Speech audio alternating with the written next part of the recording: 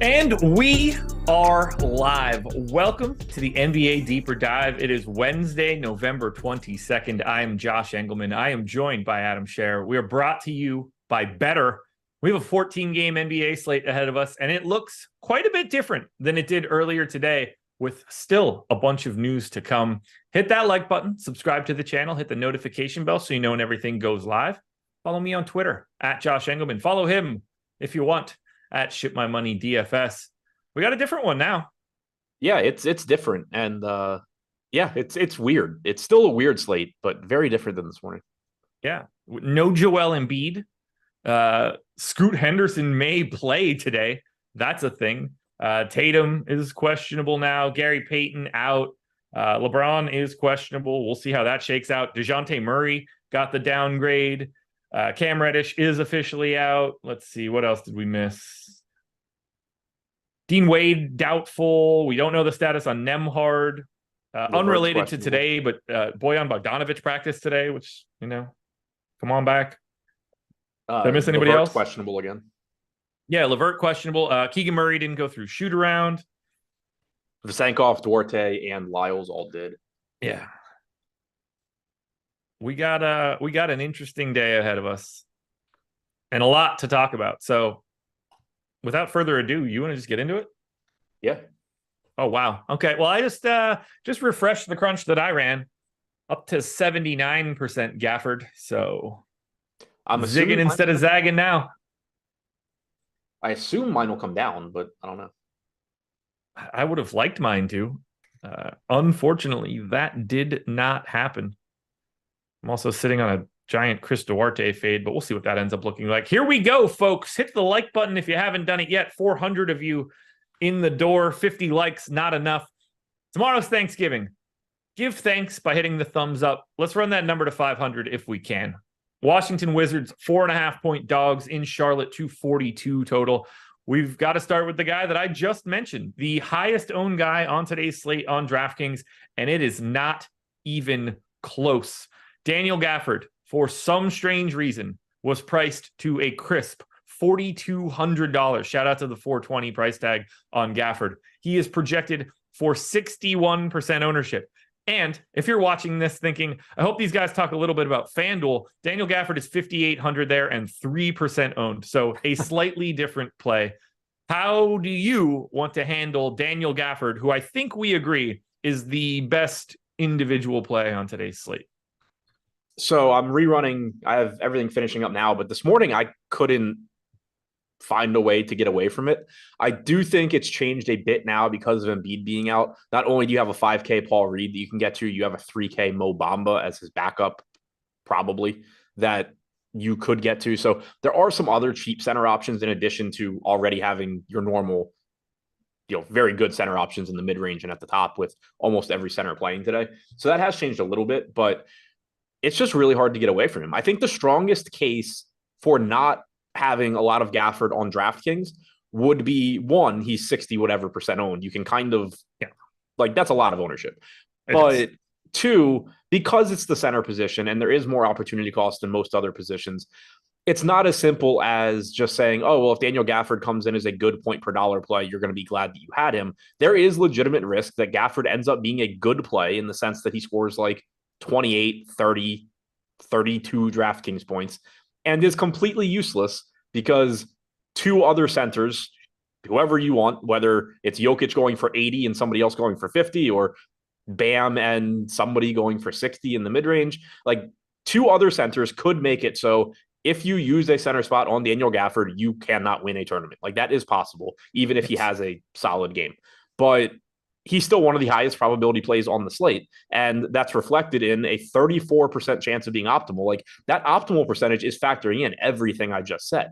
So it's still there. And then you keep in mind that you don't have to build the optimal lineup to win an NBA tournament, especially on a 14-game slate. It's not going to happen. Don't even try.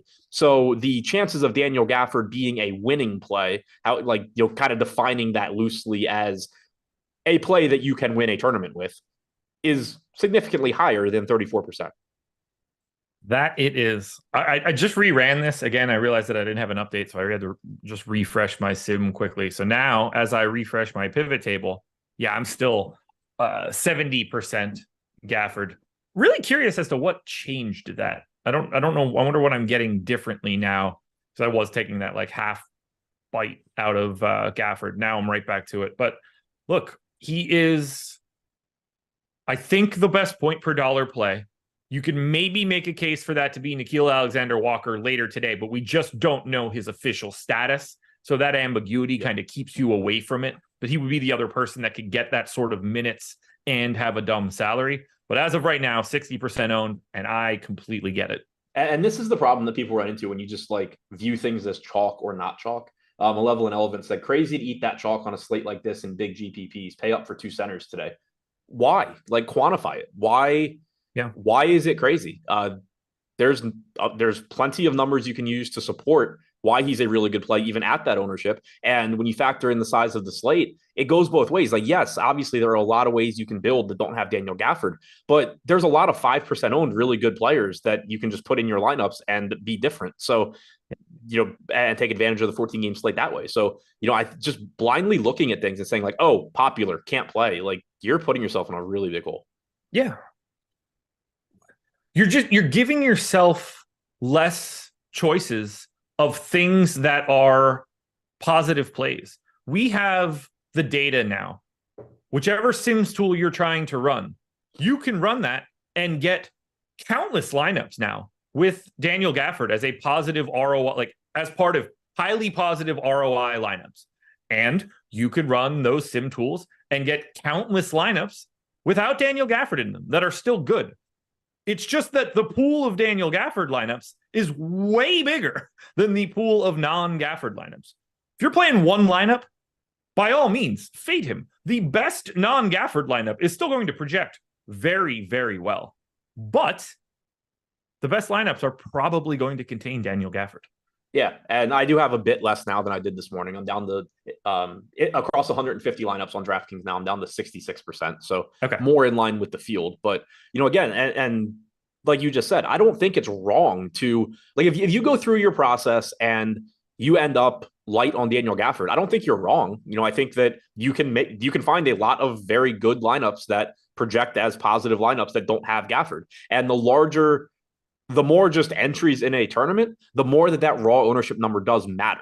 But it's still like, go through your whole process and get there. Like, I wouldn't just be looking at this and saying like, oh, can't play the 60 whatever percent owned guy.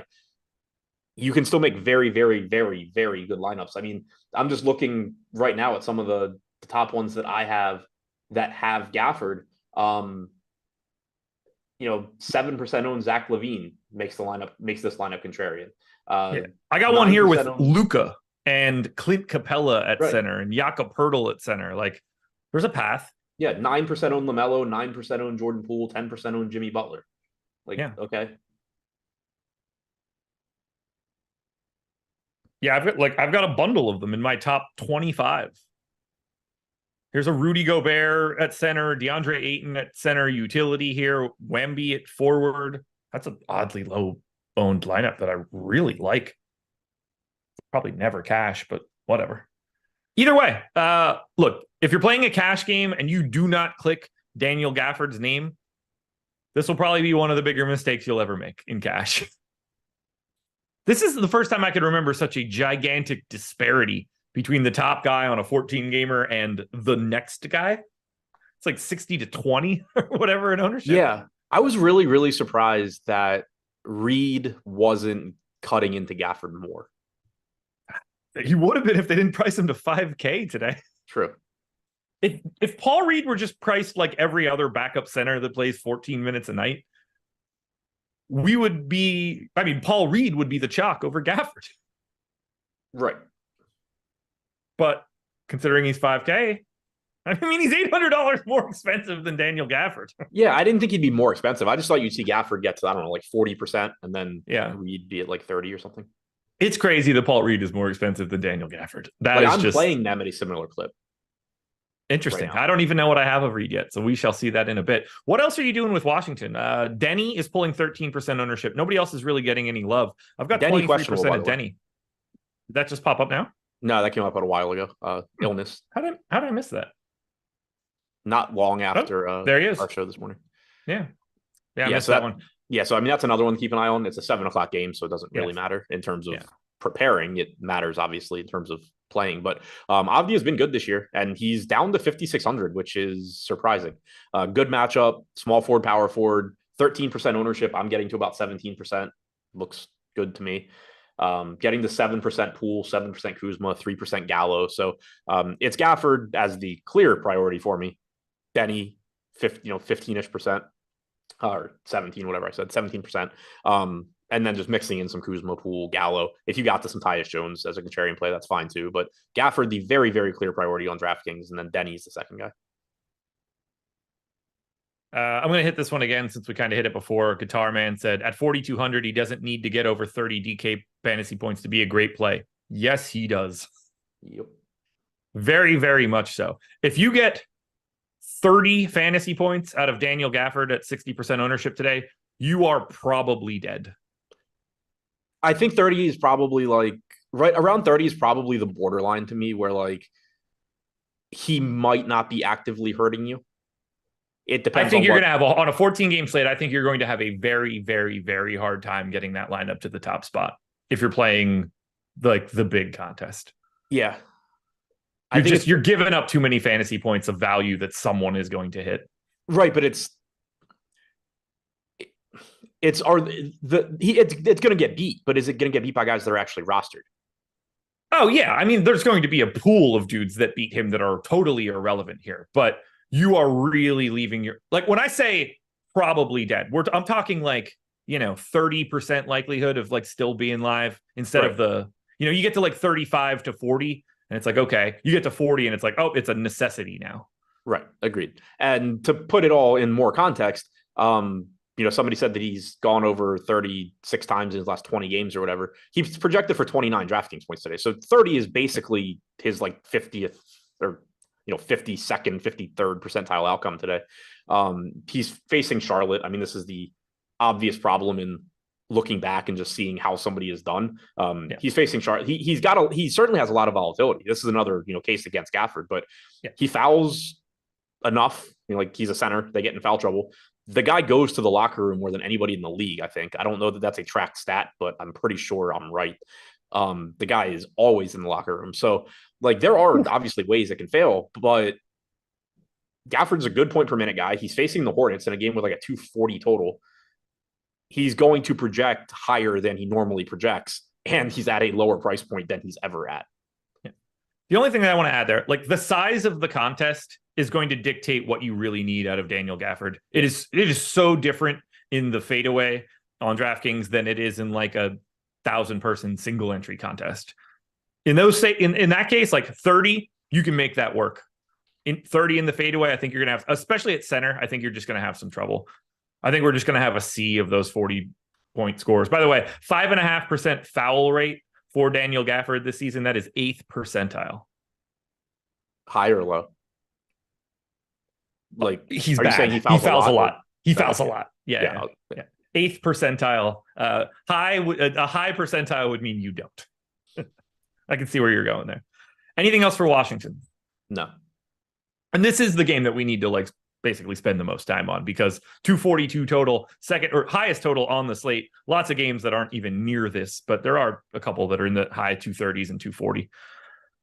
Where else are we going? So Charlotte, 16% ownership to Brandon Miller, 10 to Gordon Hayward, 10 to Ish Smith, 10 to LaMelo Ball, 10 to Mark Williams, 23 to Miles Bridges. Who is the Charlotte Hornet that you are getting to the most? Bridges is first for me, 7,200 on DraftKings, small forward, power forward, 23% owned. I have 35%. LaMelo is second, projected for 12% ownership now. So his ownership's gone up slightly since this morning when he was around 8 or 9%. But I'm still 2x the field there. And I like that. It's very, very difficult to get to the true top end guys today. Jokic, Giannis, Luka, those guys are all very, very difficult to get to. It's easier to get to this, right around 10K range. LaMelo coming in at 10-2 on DraftKings. He's more popular on FanDuel where he's only 9,900, but he's averaged over 1.5 DraftKings points per minute in the games he's played without Rozier. He's averaged 37 minutes per game. He's got a great matchup against Washington.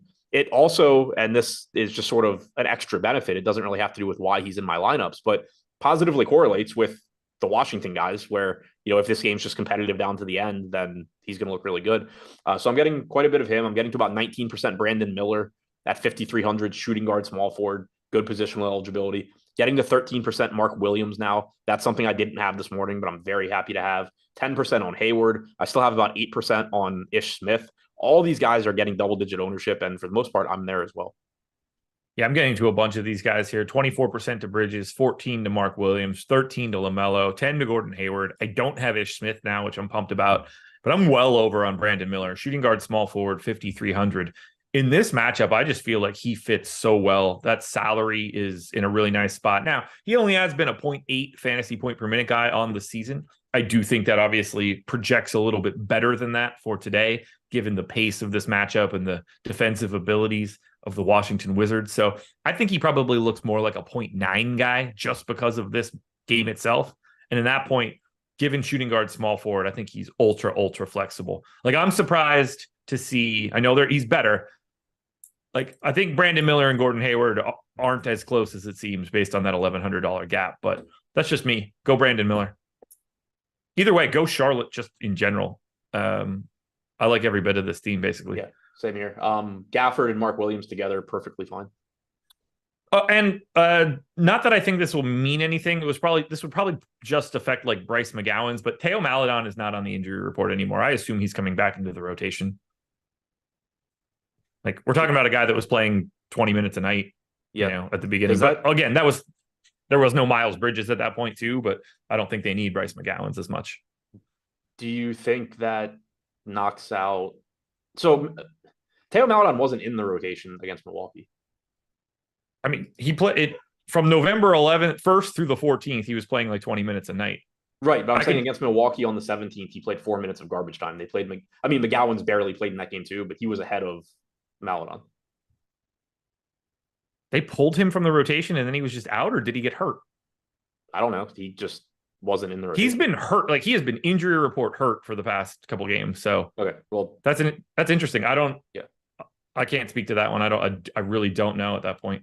Because what I was going to say is, do we need to be careful with Ish Smith minutes? But Theo Maledon was active, played 4 minutes of garbage time against Milwaukee on the 17th. Ish Smith played 22.5 minutes in that game, including garbage time. I wonder what the deal was there. That's weird. They realized he was Theo Maledon. You realized he was Ish Smith? Well, Ish had been hurt earlier in the year, right? Huh? I think. Who? Ish had been hurt earlier in the year, right? I know a lot, but that's not one that I kept in the Rolodex. I might just have him mixed up with Monte Morris as a former Wizards point guard that's been hurt. But yeah, that's fair. All right, let's keep this moving because we have 13 to go. We will be able to draw a line through some of them, like Denver, for instance. 4% ownership to Michael Porter Jr. is the high mark. If you want to get to Aaron Gordon on FanDuel, he's a little bit better there. Just no Jamal Murray. I have 2 shares of Jokic, 2 of Porter, and 1 of KCP. I think Denver does not look very good unless you're trying to go to the reigning, defending best player in basketball. Yeah, I don't have much either. Michael Porter Jr. coming in at 7%, my highest owned guy for Denver. Orlando's been the most efficient defense in the NBA so far, which seems wild to say, but it's true. Middle of the pack in terms of pace. If you can get to Jokic, then by all means, great. The guy's 3% owned. He's the best player in the league. He's 12-5 on DraftKings. That said, I'm only getting the 4%, and generally I get more of him than most people. 7% Porter, 5% Gordon. I have a lineup with KCP. This team's not getting ownership, and they really shouldn't. They're pretty much correctly priced. Jamal Murray's been out for a while.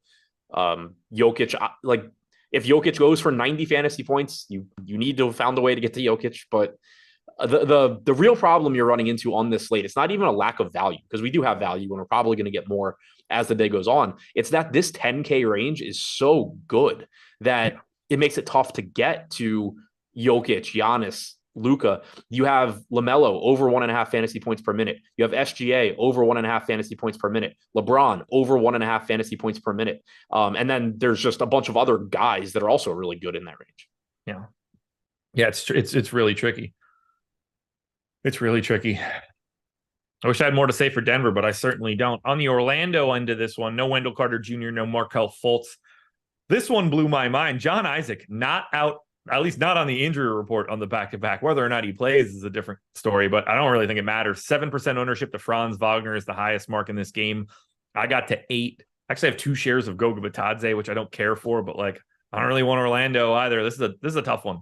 Yeah, not much here. 3% Franz, 1% Gogo, 1% Banchero. There's going to be a lot of teams that we look at where it's just like, oh, well, this player's pretty good and they're 1% owned. Let me get him. And that applies to Banchero. It applies to essentially everybody on the Magic, at least, being 1% owned, not necessarily being really good. But Franz Wagner at 7%, the only guy above 2% projected ownership. The issue is just like if you're looking at Banchero and you're just like, oh, he's 1%, like what a great play. There's just going to be 12 other guys that look just like Paolo Banchero that you can say the same thing about. So you're basically just using them to close off a lineup at, take some ownership away in the aggregate from a lineup that you're building, as opposed to saying like, I'm building a lot of lineups with Banchero. Game number 3, because I don't think you're going anywhere else with Orlando. Nope. Brooklyn Nets, 2-point dogs in Atlanta, 236 total. As we look at this one, 12% ownership coming into Cam Johnson. Next highest guy is 6. That would be Nick Claxton. Are you getting to Cam Johnson and or anybody else from the Brooklyn Nets? I am getting to 17% on Cam Johnson, which Same. I think makes sense. He's 5,700. He's 12% owned. Just looks like a pretty good option. He's power forward eligible, so can't play him at small forward, but still the forward positions in general are the weakest. So that's the only guy that I'm getting double-digit exposure to. He's a solid enough player. Minutes should be there for him. Just a little bit too cheap of a price tag. The rest of the team, I'm not getting the much. I have 6 or 7% Bridges, 3% Claxton, 3% Dinwiddie. The field's not really getting to much outside of Cam Johnson either. I got 20 of Cam, 9 of Clax, 5 of Bridges, and that is it. Yeah. Reminder for everybody for Brooklyn, no Ben Simmons, no DSJ, no Cam Thomas. Yeah. For the season, 169 minutes since he returned, 0.89 DraftKings points per minute for Cameron Johnson, 22.7% usage rate. All righty. On the opposite side, Atlanta Hawks, highest owned guy on the Hawks is 8% Trae Young. However, I think we need to start thinking about what it means if DeJounte Murray does not play in this basketball game. He is a late add, questionable with a right quad contusion. I liked Trae at 8%. I have 19 right now. He's part of the reason where like this 9K range just looks so much better than going all the way up. But if we get no DeJounte, we're opening up some value here, and I don't really know who grabs it. Yeah. So one thing just to clarify, because I know you know it, but you said it weird. DeJounte Murray was not like a late addition, I don't think. We just didn't have an Atlanta injury report yet. What was the date on that? Or what was the time on that tweet? I understand why you're pointing that out to me. What? I understand why you're pointing that out. I thought you said bonus. I mean, that came in, that news popped on Underdog at 3:00. Was it that late? I thought it was I thought it was a little bit earlier. Yeah, so I don't know if it had been out or not. I don't think it was. One way to find out. 2 p.m. He's not on the 2 p.m. injury report. So he then is on the 3:30. So that is technically a late add. Yeah, so he actually was added. Yeah, I had just assumed that was when their injury report came out. But yeah, obviously going to be a big deal. 1 for Trae Young, but 2 for this team. If he's out, you're opening up a lot of minutes for the wings in general, for Bogdanović specifically. More production potentially for Young. 1.32 DraftKings points per minute without Murray on the floor so far this year. So not as big a bump as I think you would expect, but also relatively small sample size. With DeJounte Murray on this season, Young's at 1.28 DraftKings points per minute. So we haven't seen much of a change, but at the very least, I would say it probably increases his ceiling just because he has less competition for everything. Where do those minutes do we just get like 16 minutes of Trent Forrest and Bogdanović up to like 30?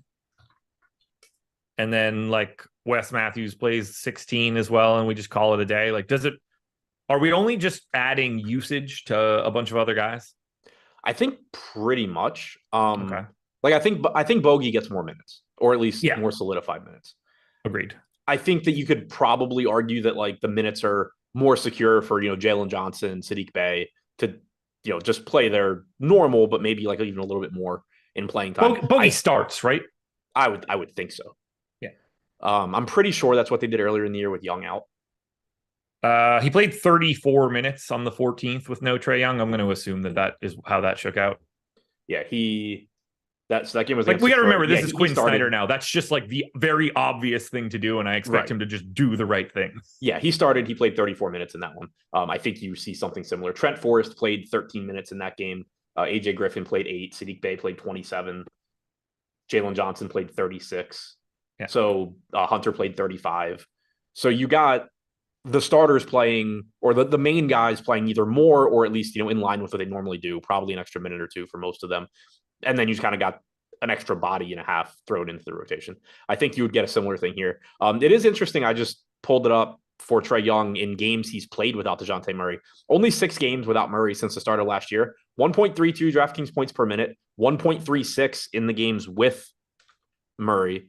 So, logically, he should get better without him. He hasn't yet. Situations like that are always interesting to me because I think he's probably going to be projected to be better if Murray is out because, again, like logically, he should be getting more. But pay attention to how much ownership increases because if this turns into like Trae Young is chalk now because DeJounte Murray's out, there's nothing to date that backs up that being good or that being correct. Interesting. Yeah. Are you assuming, like, I know you're not changing. I assume you're not changing it right now, but your assumption would be that DeJounte Murray is not playing tonight? Yes. Okay. I mean, it's a 7:30 game. I assume we're going to know. I hope we know. Yeah. It's gonna be in general, anytime you see these sort of like downgrades, I just especially before the holiday, I just assume he's not playing. Yeah. But I can't pull him because that would be preposterous too. Right. Yeah. Like I don't generally pull questionable players, but yeah, I assume that at some point he's going to be ruled out. I did pull Keegan Murray. He is still questionable, but that's different. But that one's different. Yeah, the report even was like they're not expecting him to play. Anything else for Atlanta? No. All right, fun stuff to talk about, folks. 1, schedule for the rest of the day. Very easy. NBA Live Before Lock coming up next. They'll take you from 6 o'clock to 7 o'clock. After that, we got the big one. You guys like Black Friday sales? I know I do. I've been buying all sorts of electronics on the internet over the past couple of days, ramping up to Black Friday. I've got a deal for you guys. Use the promo code SIMS. Click the link in chat. Click the link in the description of this video. Get 50% off your first payment for whichever Sims tool you're looking for. NBA or NFL, depending on the time span you're looking for, you get 50% off. Incredible deal. Our sim tool, generate 5,000 lineups for the NBA, simulate those lineups against themselves. You get expected ROI numbers for individual players and for all of the lineups. You will never make easier lineups than you will with our Sims tool. It is going to improve your play for sure. If you used the promo code Millie over that promo that we were running over the past week, we didn't really know that one was coming. Short Gamer TV picked up the Millie, so we wanted to celebrate that. If you used it, you will get your own personal promo code in your email to activate this Black Friday deal anytime between now and the end of December. We didn't want to leave you out in the cold for taking advantage of a different deal, so you will get that as well. Congratulations to you guys for taking advantage of both. But sign up now. Come check out the Sims tool. Black Friday deal. Promo code is SIMS. One follow-up on the Trae Young thing. To be clear, I do think he probably is better without Murray. Yeah. It's just probably not that much better. His rates are slightly higher in the non-Murray games. He goes from like 32% usage to 34, 42% assist percentage to 44. You're talking about 6 games played without Murray. So the rates not changing could just very easily be an efficiency thing. It probably is an efficiency thing, whether that's Trae Young missing shots or his teammates missing shots. But it's not, oh, his usage goes up 10%. He's very obviously much better and becomes like an SGA level play. Like that's not backed up by anything. All righty. Good looking out for that. The Milwaukee Bucks are 5-point dogs in Boston. We have a 234 total on this one. For the Bucks, Marshawn Beauchamp is available. Jay Crowder obviously out. Dame Lillard is available. 1% ownership projected to Dame, Giannis, and Chris Middleton. By the way, Middleton played 23 minutes 2 nights ago, slowly climbing. I don't have a single share of Milwaukee. They might just be the worst team that you can get to, other than the fact that you'd feel pretty good about having Dame and Giannis in a lineup. They don't seem to be good plays today. Yeah, I have none. Yeah. There's just nothing like, there's nothing even interesting to say other than what we've been saying all season long when they're both in. Giannis and Dame are obviously both capable of taking over a slate, but they cut into each other. Neither one is priced really for the other one to be there. This game, the matchup against Boston isn't ideal. Like, I'm surprised the total in this game's as high as it is, but that probably has a lot to do with, Milwaukee having great offensive players and Milwaukee not being able to defend. So it's just really, really tough to get to them. Chris Middleton's going to have that game that we talked about where suddenly he's playing 29 minutes. 14-game slate's not the one where I'm trying to find it. No, not so much. Yeah, I don't have a single share of anybody, and I think they all actively look bad. Other than the fact that like Dame and Giannis have slate-breaking ceilings, their median projections look terrible. Yeah, it's not much better. The highest optimal percentage for this team on DraftKings is Giannis at 1.8%. Like, there's contrarian, and then there's just like literally trying to win the lottery in a tournament. It's not much better on the Boston side. However, it can be. Jason Tatum is questionable with an illness. Maybe that's a hangover. I have no idea. 4% ownership to Jaylen Brown is the high mark. If Tatum is in, you're probably not all that interested in anything. Pick any one of the big four and you're fine. If Tatum is out, though, that changes dramatically. Yeah, this team can start to look pretty interesting. Milwaukee hasn't defended well this year. You have about a 120 implied total for Boston. It's just that if everybody is in, they're pretty much priced where they should be. And you're in a situation where, a little bit of Jason Tatum, a little bit of Jaylen Brown, a little bit of Drew or Porzingis is fine, but none of them are high probability plays. Brown's the highest on DraftKings with about a 5% chance of being optimal. Shooting guard, small forward, 7,500, good price tag, but there's just a lot of that on this slate. But if you take Tatum out, Brown's going to look better. Porzingis has been a monster in general this year and every year, but he's really seen an uptick in production without Tatum. Brown hasn't seen that much. He's kind of just played like shit all season long. But at that price, you're still going to get to him. Drew's going to look better. Porzingis will look better. Derek White starts to look better at 6,200. Horford looks playable at 5,300 if Tatum is out. The whole team opens up, but Jaylen Brown in particular, along with Drew and Porzingis, I think start to actually look good. Yeah. I mean, I think Jaylen Brown looks like good for today. It's really hard for anybody to be a priority unless you have like broken pricing. Right. I have 4%. That's my highest owned Boston guy with Tatum projected in. It's just one of those guys where like, I have a soft spot for the guard forward utility people more so than I probably should. But yeah, all of these guys just get really nice bumps if we end up losing Jason Tatum here.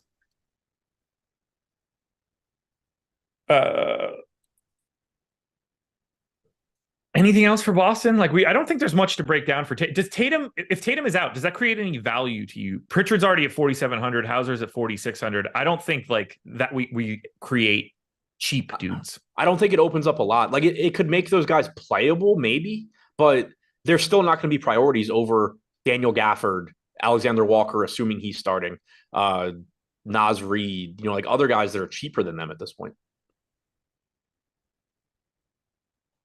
Miami Heat are 3.5-point favorites in Cleveland, 211 total. This is the low mark on today's slate. Fun stuff there.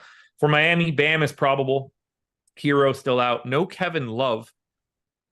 17% ownership coming into Caleb Martin. Shooting guard, small forward, 3,400. I'm about half the field there. Butler, Josh Richardson, Kyle Lowry getting scattered ownership, Bam as well. How are you handling Caleb Martin? I have 23% right now. I don't love it, but he's 3,400. Shooting guard, small forward, I think is the big thing. He's getting 12% ownership. It's not about Caleb Martin. It's just about what the rest of the lineups look like with him. If I lost some of that, I'd be fine, but I understand why he's showing up just as a really, really cheap play that is going to open up a lot of other stuff. We have him projected for 16.4 DraftKings points, so it's not like we have a high projection on him or anything. Kevin Love is out. Ira Winderman reported earlier that Spoelstra said Thomas Bryant would play tonight. I don't know exactly what that means, but it makes it less likely that Caleb Martin's getting extra minutes than if Spoelstra said Thomas Bryant's not playing tonight. Yeah. Yeah, I got to 9%. I think he's fine. I'm not confident they just like give Caleb Martin a shit ton of minutes after being out for as long as he was either. I don't know that they need to, though. Like, he played. Yeah, they should just, I mean, like giving you should be able to give Thomas Bryant a rotation in the NBA. Otherwise, like he shouldn't be there. But I was saying too, like just from a fantasy standpoint for Martin, if he just plays 22, 23 minutes, there's a decent chance that's fine at 3,400, given his positional eligibility as well. I'm trying to look at something here quickly. Give me 1 second. Like, we have him at 19 minutes right now, 16.4 DraftKings points. Yeah. And we have him at 5.5% to be optimal. So if he were to get a couple extra minutes, he played 21 last game, including garbage time, which I have mentioned a lot. When guys are coming back from injury, I do like, or sorry, not. Well, he played garbage time. It was only a few minutes of garbage time, but I do like seeing them get that, just because to me it signals that they're making an effort to get him more minutes. Yeah, I mean, they definitely want to ramp him up. That's for sure. If you're using our projections, I assume you're going to have a very hard time getting a lot of them. Just like optimal rate via versus ownership versus what we have them projected for. I'm intrigued. I don't think he's going to end up being 17% owned. Well, we only have him at 11. So ownership? Yeah. We got an update since the show started. Yeah, right before it started, actually. Let me grab that quickly. I didn't have it. All right, boom, we're back in. Yeah, okay, 12% owned. Much more reasonable. That's exactly where I was picturing it. So I spoke that one into existence. Anything else for Miami? Oh, shit. So I had actually run everything with him at 17%. Now I'm scared to do it with him at 11. I don't want more. I'm gonna run mine right now, which is interesting to me. I was getting a bunch of Bam this morning. He's pretty much gone away, which doesn't surprise me, just given that there's so many centers on the slate. 8K small forward, power forward, Jimmy Butler, 10% projected ownership. I'm getting 15%, so a little over the field there, but that's the only other thing I have to mention from Miami. Okay. Did I just screw that up? Probably. Sure did. I will close that in a second. Oh, nope. I will close that right now because my entire Excel workbook just turned to a big white screen. And that's not going to make me ask you any questions any faster. That's for sure. Whatever. It's a good time to filibuster for a bit before I rerun a new crunch. And I will do that after I pitch you on the Toronto Raptors. They are taking on the Indiana Pacers. I do want to talk about Cleveland. That would be great.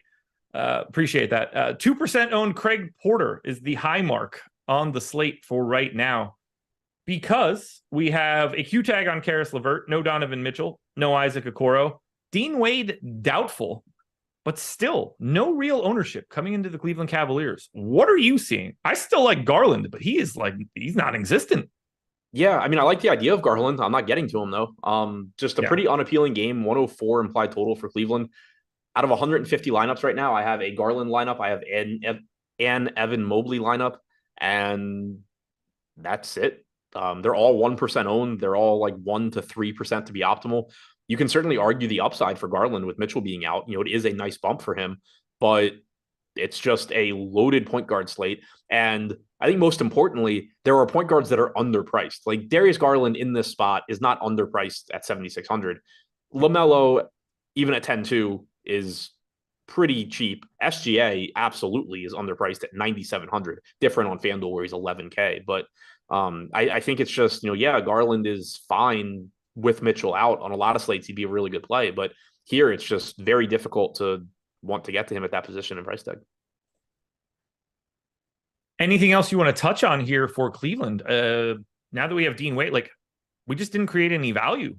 No, I mean, if LeVert ends up being out too, then you're getting more playing time again for Strus.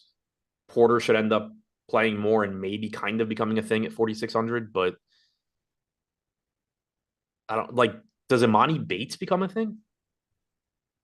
I don't think so. I figure they go to like Sam Merrill first. Yeah, probably. I know they went to Bates randomly early in the year, but Merrill's been ahead of him recently. Yeah. Bates has not played anything more than 4 minutes 2 games ago. All of when they went to November, him earlier in the all year, of November. Yeah, when they gave him that, when we had the Imani Bates game earlier in the year, he also came out of nowhere. But also true. Yeah, I mean, it's I don't like Craig Porter. If LeVert is out, Craig Porter at 4,600 probably becomes the most interesting piece. Yeah, I think he has to get like more minutes at that point. But even still, like that $4,600 price tag isn't helpful. Yeah, it's not great. I mean, he played 27 minutes yesterday. That was with Wade in, who played 31 minutes. Like, there are minutes here if LeVert misses this game, without question. I mean, if you're cutting another 31 at a Dean Wade at that point, right? You got 40 minutes in regulation, 39 minutes in regulation from Max Strus yesterday. Like, you could make just basically a volume case for him at 6,500. Yeah, I don't like it. Fuck that guy. Cost me a prize picks play. All right, now you want to go to Toronto? Yep. Raptors are 2.5-point dogs in Indy, 240 total. 11% ownership coming into OG Anunoby and Pascal Siakam. As I look at the injury report, nobody really matters. Apparently, Thad Young got sick again because now he's back to just straight out instead of questionable. What are we doing here with OG and Siakam? I'm 2x the field on both. Indiana's just about as good of a matchup as you're going to get. They are 29th in defensive rating this year. They are first in pace. You have very decent price tags here with Siakam coming in at 8K on DraftKings, with Anunoby coming in at 5,600. So I have 22% Siakam, 21% Anunoby right now. They're clearly the guys I'm getting to the most. 6% Scotty Barnes, so slightly over the field. Point guard, small forward. Salary has come down a bit to 8,600. He's been one of the best players in the NBA so far this season. Gets the great matchup here. It's still a relatively difficult price tag to get to, but you and I had talked about it, I think, with Barnes previously too, where it's really difficult to know exactly how to project him going forward because he's taken such a big leap this year. Yeah. If you project him as a 1.3 fantasy point per minute guy, which is what he's been this year on average, and then account for a matchup with Indiana, he is a phenomenal play at point guard, shooting guard at 8,600 and no ownership. It's that the jump has been so big that even if you're projecting improvement, it's hard to confidently project that much improvement. And so it makes him look, fine, but not great. Yeah, not a guy that I'm going to be getting to. I got one share. It's all Siakam and Anunoby for me. The Indiana side still has the Q tag on Nembhard. Aaron Nesmith also has it. Those two Q tags are massive. Like, that does create a lot of trickle down to a bunch of other guys. As of right now, Buddy Hield is the only guy getting any love. 13% owned, $5,200 shooting guard, small forward. And you probably need to see him starting for that to be something you're looking for. Yeah, if Hield is starting, then he looks pretty interesting. I have about 7% right now. Halliburton I have 8% is my highest owned guy here. Not a particularly appealing matchup. Pace down spot against Toronto. You're on the back-to-back after, I assume, running the equivalent of like 4 games yesterday against Atlanta. But, Halliburton at 10K, perfectly good pivot to LaMelo and SGA, who are going to get more ownership, deserve more ownership, but clearly Halliburton's going to beat them a nice chunk of the time, and he's just low owned and can give you a massive game. Hield's getting 13% ownership right now at 5,200. Like I said, I'm about half of that. Those are the only two guys I'm really getting to, though. Halliburton and Hield. Very small amounts of Bruce Brown, Turner, Nesmith. If Nembhard and Nesmith are out, it could open up some weird value. Like, McConnell maybe starts to become interesting. Yeah. Mathurin probably plays more. You would think. Yeah. I mean, 5,200 for Mathurin. Like, if Nesmith's just out, especially if Nesmith and Nembhard are out, Mathurin's back in the starting lineup probably at 5,200. That actually starts to look pretty good because we know Mathurin can produce, and it's just how many minutes does Mathurin play because he doesn't always close. If you don't have Nembhard and you don't have Nesmith, you're losing options that are going to close over Mathurin. 5,200 too. Like that ain't a bad price tag. Yeah, I mean, like if both of those guys are out, assume Halliburton, Brown, Heald, and Turner are closing, because I'm not going to assume that Toppin is closing over Turner again. But you have those four guys. Your last guys, like your options are McConnell, Toppin, Mathurin, basically. Yeah. If Neesmith and them are out. I don't just don't do dumb stuff again, Indy. I didn't really want to deal with that yesterday. I'd prefer to not deal with it again today. Anything else for the Pacers? Just I guess as a aside on Obi Toppin, if he is still coming off the bench, don't buy in too much to the 34 minutes he played yesterday. For one, he picked up about 8 minutes in the second quarter when Neesmith got in foul trouble. Certainly looked like that was going to be Neesmith closing out the quarter for 8 more minutes. And then you got the Obi Toppin for 17 minutes to close out the game with no Miles Turner out there. Like that's just not a sustainable rotation at all that we got from Obi Toppin yesterday. No, it is not. I mean, like I couldn't even have made that one up. No. Yesterday. It would have been ridiculous. All right. Memphis, 5-point dogs in Houston, 212 total, second lowest total on today's slate. 15% ownership coming into Santi Aldama at 6,100. Probably has something to do with the fact that Steven Adams, Brandon Clark, Luke Kennard, Jake LaRavia, John Morant, Marcus Smart, and Xavier Tillman are all out. Single digits across the board and low single digits at that to everybody else. You getting to anybody other than Aldama? A little bit of Bane. I have 15% Aldama, 9% Bane. That's about it. I have one lineup with Jaren Jackson Jr. I like being 2x the field on Bane, shooting guard, small forward, 8,600. Don't mind that. I do think I would prefer it be Scotty Barnes at the same price tag and same positions, but I have a similar amount of Barnes, just a little bit less. But given the matchup, I would kind of prefer that. But either way, it's the same type of play. Very, very good player. Not much ownership, going a little bit under owned. We have an 8% chance of being optimal. Aldama, 6,100. He's been about a 1.15, 1.16 DraftKings point per minute guy this year. He's playing big minutes right now because the Grizzlies are just missing half of their team. 15% ownership coming into him. I have 15%. So no real stand there, just getting to him a bit. 2% of Bane, 3% of Jaren Jackson. It's Aldama and nothing else. It's a terrible game script too. 212 total, real bad in comparison to everything else. Houston's getting 10% ownership to Alperen Sengun, 12 to Fred VanVleet, who plays 40 minutes every single night. Still no Amin Thompson. Otherwise, normal Houston rotation. Play the starters if you want them. Yep, pretty much how I see it as well. Huge playing time for VanVleet. I'm getting 9% of him. I'm getting 9% of Sengun. Not too far off the field on either guy. Sengun about a 1.3 DraftKings point per minute guy. Pretty much identical production to Bam Adebayo from a fantasy standpoint this year, and just a little bit less expensive. VanVleet playing huge minutes at 7,700, like you said. On a lot of slates, I think VanVleet would look better just because the price tag is very reasonable for his playing time. It's just a matter of there are so many good point guards going tonight. Anything else for Houston? I think that's a pretty easy one to break down. Yeah, I have one lineup with Jalen Green. All right. Well, we got to talk about the sponsor of this show. That is going to be Betr. That is BETR. Hell of a deal in the pick'em streets right now, guys. So you should just be taking advantage of as much free money as you can get your hand on. And this is the perfect way to do it. Click the link in the description or the one that pops up in chat, and you can double your first deposit up to $500. Yes, that is a deposit match bonus up to $500. I've been telling you guys about one that gets you up to $300 for the past week or so.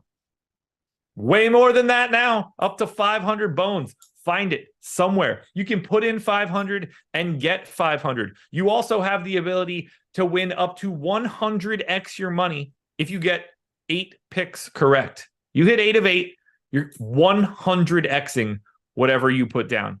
That's a pretty big one if you're looking for some big old lottery tickets. They're covering NFL, NBA, baseball when it's around, hockey, and more. And look, there's a lot of pick'em sites out there right now. But when you can take advantage of all the value that's coming back to you in deposit bonuses, figure out which ones you like. Use OddShopper, which we might talk about in a little bit, if you need some more plays. Legal age for gambling in most states is 21 or over. And if you or someone you know has a gambling problem, please call or text 1-800-GAMBLER. And then hit the like button, because we're at 2,000 viewers and we are just north of 200 likes. Not sure if you mentioned it, but Denny is available to play. Denny available. Did not mention it.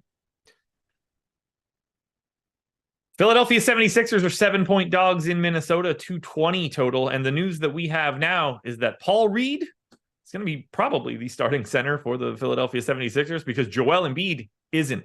Paul Reed pulling 24% ownership at 5K. Tyrese Maxey is pulling 20% ownership at 9K. 10% to Mo Bamba, flat 3K backup center. 7% to DeAnthony Melton. Let's start with Paul Reed. How you feeling about B-ball Paul? I am getting a lot. Okay. 5K price tag, very, very reasonable. Good point per minute guy. He's only started 2 games without Embiid since the start, both last year. 26 minutes per game, 1.36 DraftKings points per minute in those games. But again, it's 2, so wouldn't read into it too much. I don't even know when they were in the season. It's entirely possible it was like April bullshit.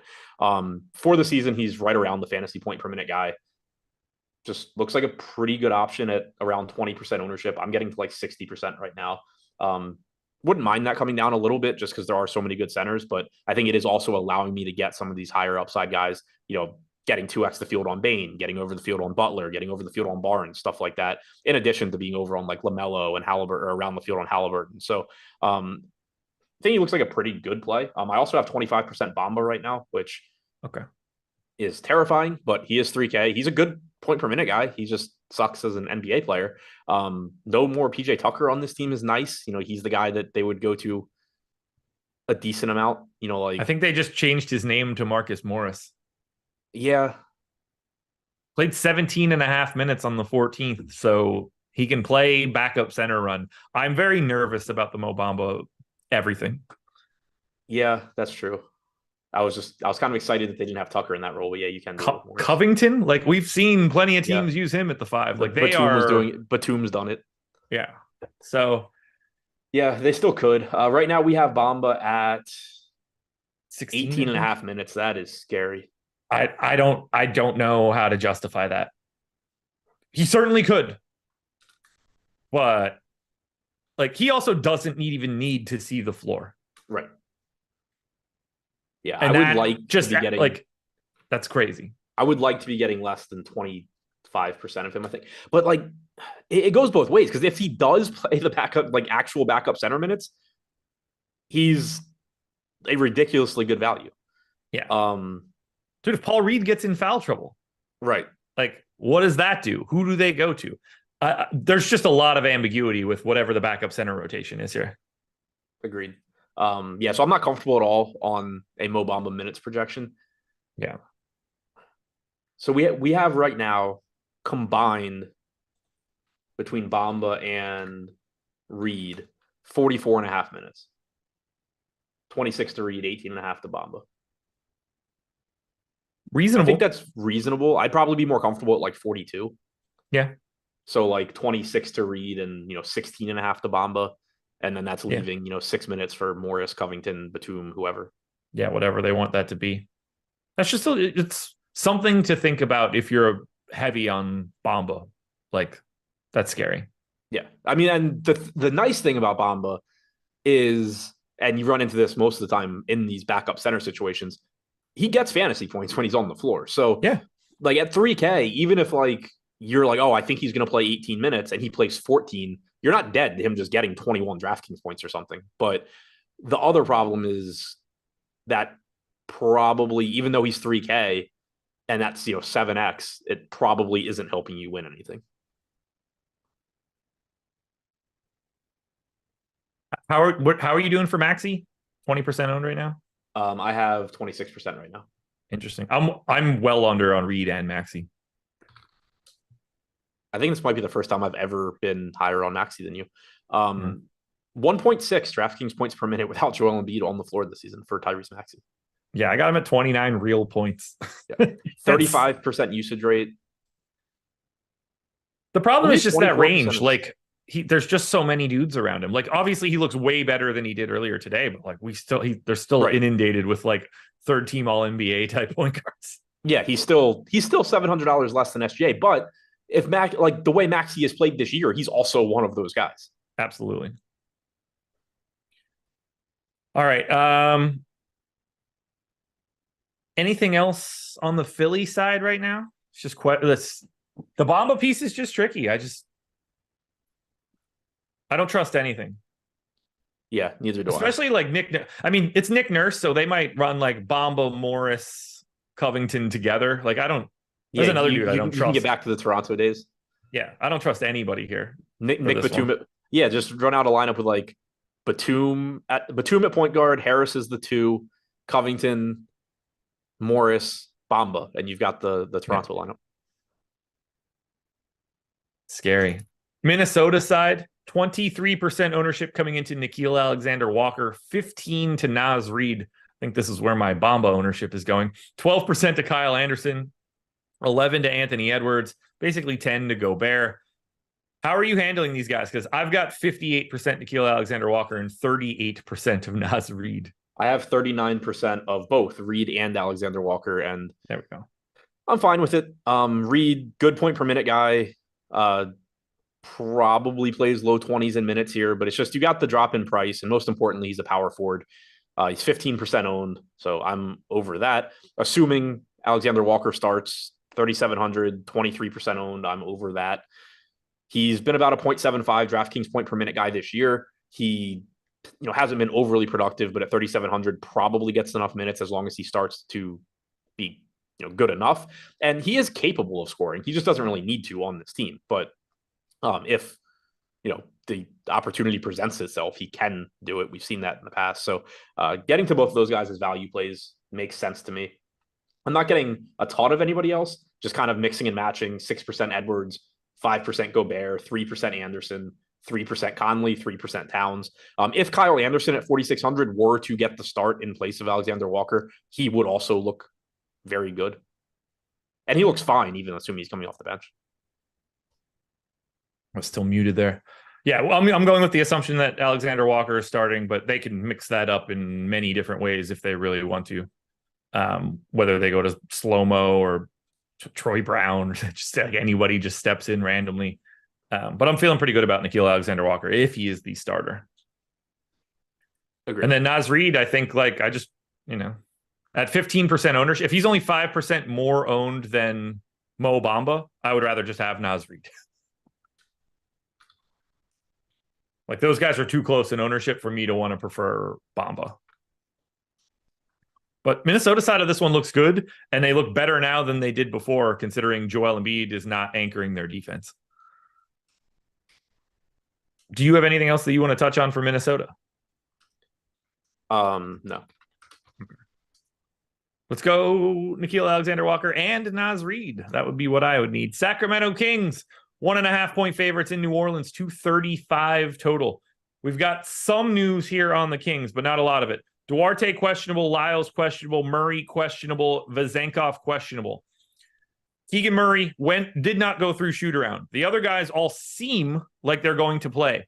18% ownership coming into Chris Duarte, $3,700 shooting guard small forward. No ownership coming into anything else from Sacramento. Yeah, I have 19% Duarte. I have nothing else from Sacramento. So pretty much in line with the field on him. Assuming he starts in place of Keegan, the minutes should just be there. He's shooting guard, small forward. He's not going to be asked to do a lot playing with Fox and Sabonis amongst everybody else. But it's kind of the Alexander Walker play where, he's cheap. He's probably going to play enough minutes that he just ends up being fine at 3,700 at non-premium positions. Like that's the really big thing. We talked about how, if Gafford goes for 30, you probably won't need him. If Duarte goes for 30, you probably need him. Even though the prices aren't that different, it's that if you use Duarte, if you go to Duarte, Alexander Walker, Caleb Martin or something as your value pieces, then you can get to those really good centers that go for 50 plus. It's much less likely that you have shooting guard, small forwards putting up these massive games. They just don't generally do it. Are you expecting anything else from the Kings? No. Not assuming that those guys are all in, other than Keegan. If you want to just play the Domantas Sabonis, De'Aaron Fox is really good game, then go for it. But I think Embiid being out makes it even harder to get the Fox. Yeah. And the same thing, if Murray gets ruled out, it gets even harder to get the Fox, assuming some slight uptick for Young at least. It's just more guys priced around him looking better than him, even though he's incredibly good.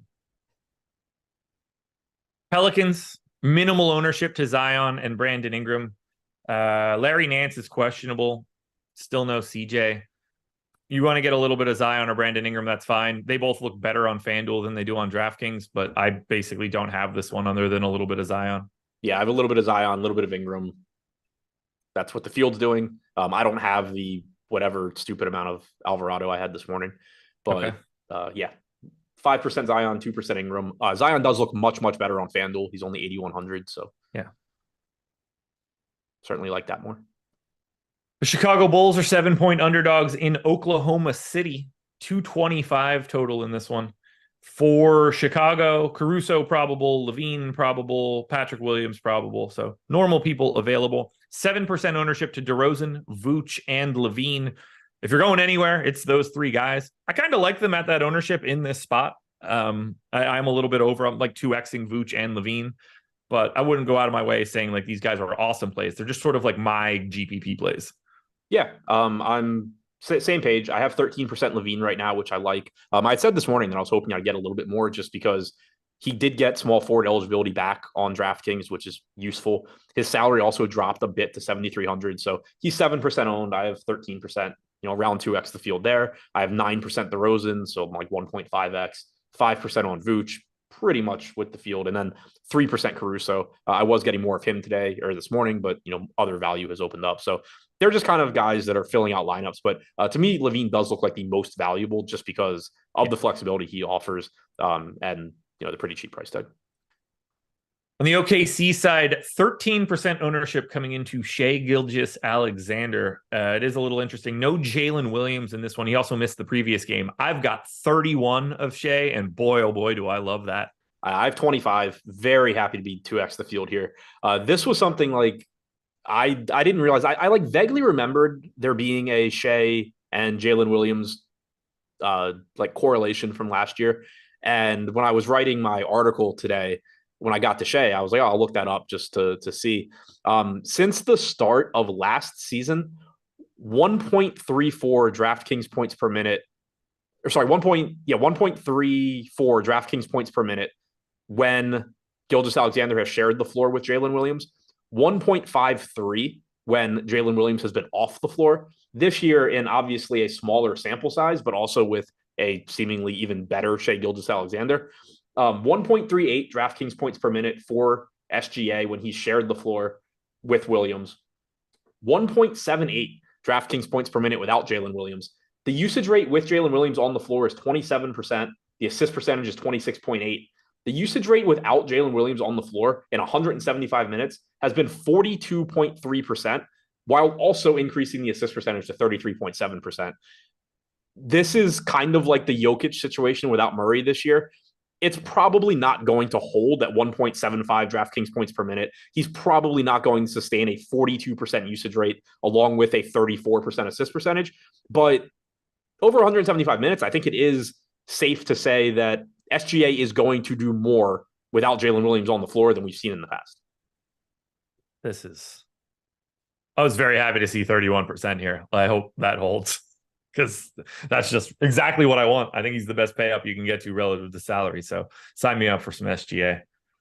You getting anything else from OKC? I have SGA, LaMelo, Maxey, basically all the same, which to me is fine. If I had to pick one, I think I'd go SGA. Yeah. But I'm basically just like 1.5 to 2x the field on all three guys. And across a like pool of lineups, like across 150 lineups, I love that because really there's not much separating these guys, even if like SGA is my slight preference. Anything else for OKC? Are you getting anybody else now? Not really. I have a very small amount of Lou Dort and even smaller amount of Chet. It's the SGA show for me. We also did get the super helpful information that Jason Tatum and DeJounte Murray are both game time decisions. And once again, I will repeat on this show that a game time decision is not a meaningful designation, and those guys are just questionable like they were before. Yep. Which nothing has changed. Helpful. Nothing has changed. No one ever wants to listen to that information, but people will continue to tell us. That is not a thing. Game time decision, not a thing. Clippers are 8.5-point favorites in San Antonio, taking on the Spurs. 231 total here. Highest owned guy is 9% owned James Harden. It's single digits across the board. Harden's 27% owned on FanDuel, where he's 7,400.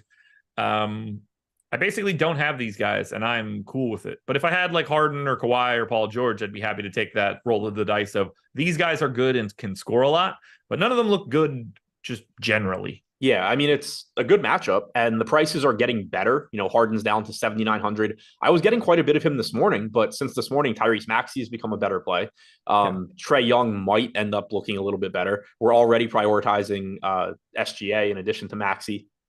I'm getting a lot of LaMelo. I'm just kind of losing my James Harden spots. So, it is what it is. He's been a little over a fantasy point per minute guy so far. Certainly expect that number to come up as he gets back to basketball shape and everything. Probably not to the same level that we've seen at times in the past, given that he's playing with George and Kawhi, but certainly expect more production from him than we've seen to date. It's just tough to get to him on DraftKings on this slate. I think he looks much better on FanDuel, 7,400 point guard, shooting guard. I assume most of my James Harden exposure will be on FanDuel. I have a very small amount of Paul George and Kawhi on DraftKings, but mostly not getting to this team right now, despite a good matchup.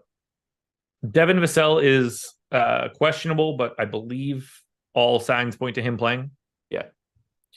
4% owned Victor Wembanyama is the highest owned guy on the Spurs. I got 7% of Wemby. That's kind of fun. I don't find anything else here to be interesting from San Antonio. Yeah, I sorted over to the San Antonio side, and the immediate thing I see is that Trey Jones is my highest owned guy. I'm like, oh, this shit again. But 3% Trey Jones, 1% Wemby. Just not really getting to the Spurs. Nope.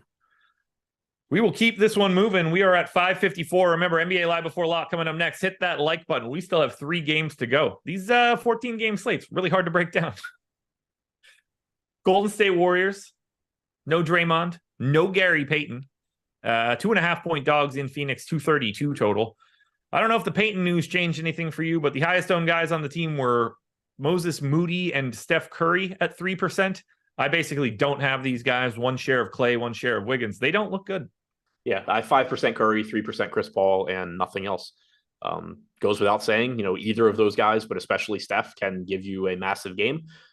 It's also just really hard to get to Steph. Like, his salary has finally come down on DraftKings, where he is more valuable than FanDuel because of the 3-point bonus, but it's just still tough to get to Steph when he's essentially the same price as SGA and he's more expensive than Maxey without Embiid. Yeah, it's just really limiting. So I'm going to go ahead and not have any of the Golden State Warriors. Are you going to have any? Go ahead. I'll say Steph's got to be like the biggest gap between actual real life talent and fantasy performance. Yeah, I never have him ever. I don't think I haven't had the guy in like 3 years. Yeah. He's just like he doesn't rebound is the thing. Yeah. Rebounding is, and he's not like a huge playmaker either, but rebounding is like the most stable thing, more so than points and assists. And most guys in the 10K range rebound, and Steph doesn't. I'm going to always miss, he's going to go out there and hit, 8 or 9 threes in a couple games throughout the year. And you're like, shit, needed Steph on that day. But more often than not, he's just a pretty stable, scored 40 fantasy points and is uninteresting. And some percentage of those 8 3-pointer games where he scores 60, the guy that you played, SGA, Halliburton, Ball, whoever, also scores 60. And it's like, okay. And had 13 assists. Right. As we look at Phoenix on the opposite side, no Bradley Beal. Surprise, surprise. No Yuta Watanabe. Highest owned guy for the Suns is 2% Nurk. I've got 1. This game is like a full cross-off. I do not have a Sun. Yeah. Caveat applies. If you'd like to play Devin Booker and Kevin Durant and that seems fun to you, by all means. Yep. Nurk, sure. If you're taking, if you're playing a bunch of lineups and you're taking the, I'm not playing Daniel Gafford and Paul Reed stand, Nurk is the type of center you should be taking some shots at 6,500 because he can go for 45, 50, but not the approach I'm taking. The Utah Jazz are 3-point favorites in Portland, 227 total here. On Utah, that can't be right. All right, where's the 5 o'clock injury report? Boom. For some reason, it was just not available. All right, no Walker Kessler as we expected. On the opposite side, still no Simons, Robert Williams, Malcolm Brogdon not on the Utah injury report, which I think is interesting. And Scoot Henderson questionable for today. I don't want to deal with that. 5% ownership coming to Kelly Olynyk as the high mark for the Jazz. Seems like we're mostly skipping the Jazz. Yep. John Collins, my highest owned guy at 2%. I have a little bit of Keontae George, Olynyk, Markkanen, but nothing standing out. Olynyk was my highest owned guy earlier, but that pretty much went away with the invention of Paul Reed and Mo Bamba. Yeah, we're zipping through a lot of this, but it's just we're talking about guys that are all like 2% optimal type plays. It's hard to really dig in on that. What the hell? And then we look at the Portland side, 5% ownership to Shaedon Sharpe, 4% ownership to Jeremy Grant. Are you finding yourself getting to any Blazers? I'm getting to a little bit of Skylar Mays because nobody has Malcolm Brogdon projected in. Yeah, I mean, like, I didn't either earlier today. Maybe we're all just asleep at the wheel because, like, I hadn't thought about it, and then he just didn't show up on the injury report. So, by all accounts, he's playing. I don't know why he's playing, but by all accounts, he's playing. Yeah, I'm really confused, but that is something that I'm going to need to change, I guess. So, no, I don't think I will be getting two Blazers. I'm not getting to anybody other than I had said this morning. If Brogdon doesn't play, Skylar Mays is the guy that looks the best to me. If we get news that, like, oh yeah, by the way, Brogdon's out, 6,500 Skylar Mays is showing up like 10%, but no, that's going to go away, assuming that Malcolm Brogdon. By the way, you're not going to get Skylar Mays either if Scoot ends up in. Oh right, yeah, that too. So just put that out there. The path to getting Mays is Brogdon out, Scoot out. Otherwise, you're not getting Mays. Yep. And I'm not getting anything here other than I've got some Jeremy Grant that's underwhelming, but you know, he's the one guy that you can do that to, no matter what the status of any of those other guys are. And if those guys end up out, Jeremy Grant looks better. Honestly, if Scoot plays, I think Jeremy Grant still probably looks a little bit better. Scoot's probably looking for him a little bit more than everybody else. Anything else here? No. All right. Then let's close this out. Hit that like button one last time. NBA Live Before Lock coming up next. Dallas Mavericks, 3-point favorites in Los Angeles against the Lakers, 240 total. The highest owned guy from Dallas is Kyrie Irving at 20% on FanDuel. He's 9 on DraftKings, and that's the high mark. I'm not really getting to any of these guys, but if I'm getting to anybody, please give me shares of Kyrie Irving and Luka Doncic. Yeah, so two things first. In our most recent projections update, Brogdon is at 27 minutes, Scoot's at 28. Skylar Mays is at 11, so wouldn't be getting there. We also just got Nembhard and Nesmith out. So Indiana looks like a mess, but is probably going to be useful. We had already talked about that one. As far as Dallas goes, this is another team, 122 total. I am getting the Kyrie, 8,400 point guard, shooting guard. I like that. I'm getting 18%. The field is at 9, so 2x on him. Happy with that. 2% Hardaway, like a lineup with Grant Williams, a lineup with Luka. Luka just runs into that same issue where Luka himself obviously looks great. One of the most fun regular season basketball games I can ever remember watching is from, the 2020 season. LeBron and Luka just going back and forth and it being amazing, but just not getting to him when you have all these other good point guards that are less expensive. Yeah, I have 3% Luka, 1% Kyrie. I would happily get more of either one of them. It's just not happening. And then we get to the Lakers. That's the final thing to talk about. AD probable, LeBron James questionable, Cam Reddish out, which is relevant. 14% ownership to Austin Reeves, 17 to LeBron James, just 3 to AD. If LeBron ends up out, try to get as much AD as you can. But are you expecting Reeves to start? Are you getting to any Lakers with any sort of volume? 10% LeBron's my highest owned guy right now, so a little under the field on that one. And I think that's probably just explained by I'm getting to some of the cheap forward options, and then I'm getting over the field on the point guards that are in LeBron's price range. So, like, I think just kind of the opportunity cost of getting over on LaMelo, getting over on Maxey is probably just costing me some LeBron. I'm assuming Max Christie starts this game and Austin Reeves closes it. Mm-hmm. I'm not really getting to much Reeves right now. I'm getting like 5% Christie, getting 1% D'Angelo Russell. I know you made the point this morning that Russell probably has a better chance at closing now too. I agree with that, but it's still just, there's only so many point guards to go around. Yeah. I think this 14% ownership on Austin Reeves probably comes down a little bit with that Indiana news because it's just going to help solidify Buddy Hield minutes at a cheaper price tag. It's going to open the door for you to throw darts at some random guys from Indiana as well. And there we have it, folks. We're at the top of the hour, 300 plus likes. Thanksgiving is on the horizon. Anything else you want to touch on, Adam, before we get out of here? I think that's it. Happy Thanksgiving. Enjoy the night, everybody. Have a good holiday. Be safe. Basketball-wise, I'll see you guys again on Friday. Enjoy Live Before Lock. Win some money, everybody. We'll talk to you later. Peace. Stay on the stream.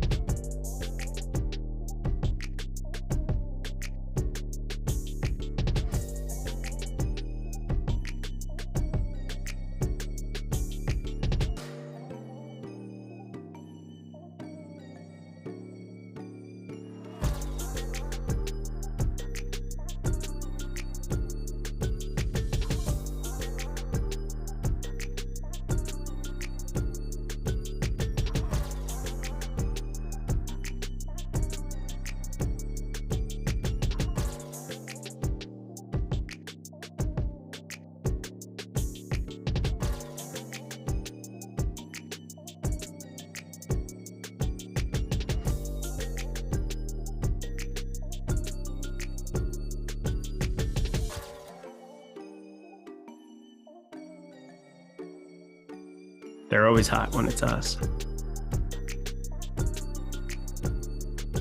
Good talk.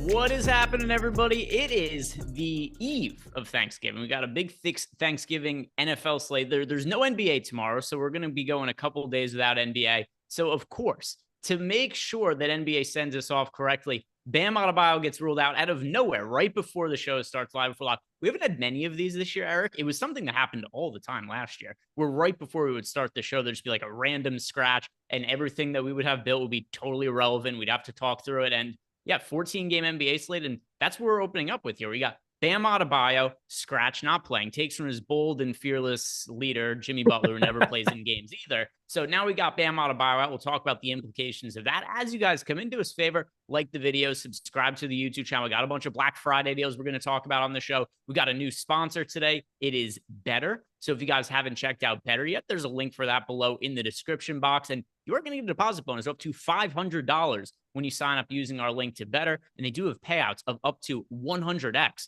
over there. You could parlay up to 8 plays together for up to 100x. You got NBA, you got NHL, you got MLB, NFL. I mean, not MLB right now, but in general, they do have that on the site when it is baseball season. So go check out Betr and take advantage of that $500 bonus on your first deposit. So Eric, how you doing? And no Bam tonight. Yeah, that came absolutely out of nowhere. I was like, did I miss something at some point? I made a little sheet of like what I'm really paying attention to, what I really want to make sure I have in some of my lineups to make sure that I don't completely reconstruct everything that I've been doing all day long. But yeah, that news definitely throws the first wrench in the slate. And I'm sure more dominoes are going to fall as we go.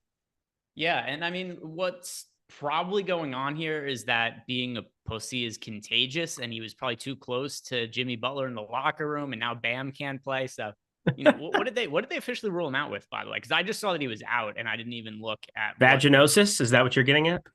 Well, it could be. I gotta check the NBA injury report. That's what he was saying. He's calling him a pussy. It's yeah. I think that's the medical term. Yeah. It says right here his childbearing hips were bothering him, and he was unable to play today. They put that right on the injury report. It's all right. Well, at least we're not starting with OJ today, so I appreciate it. Thank you for toning it down today.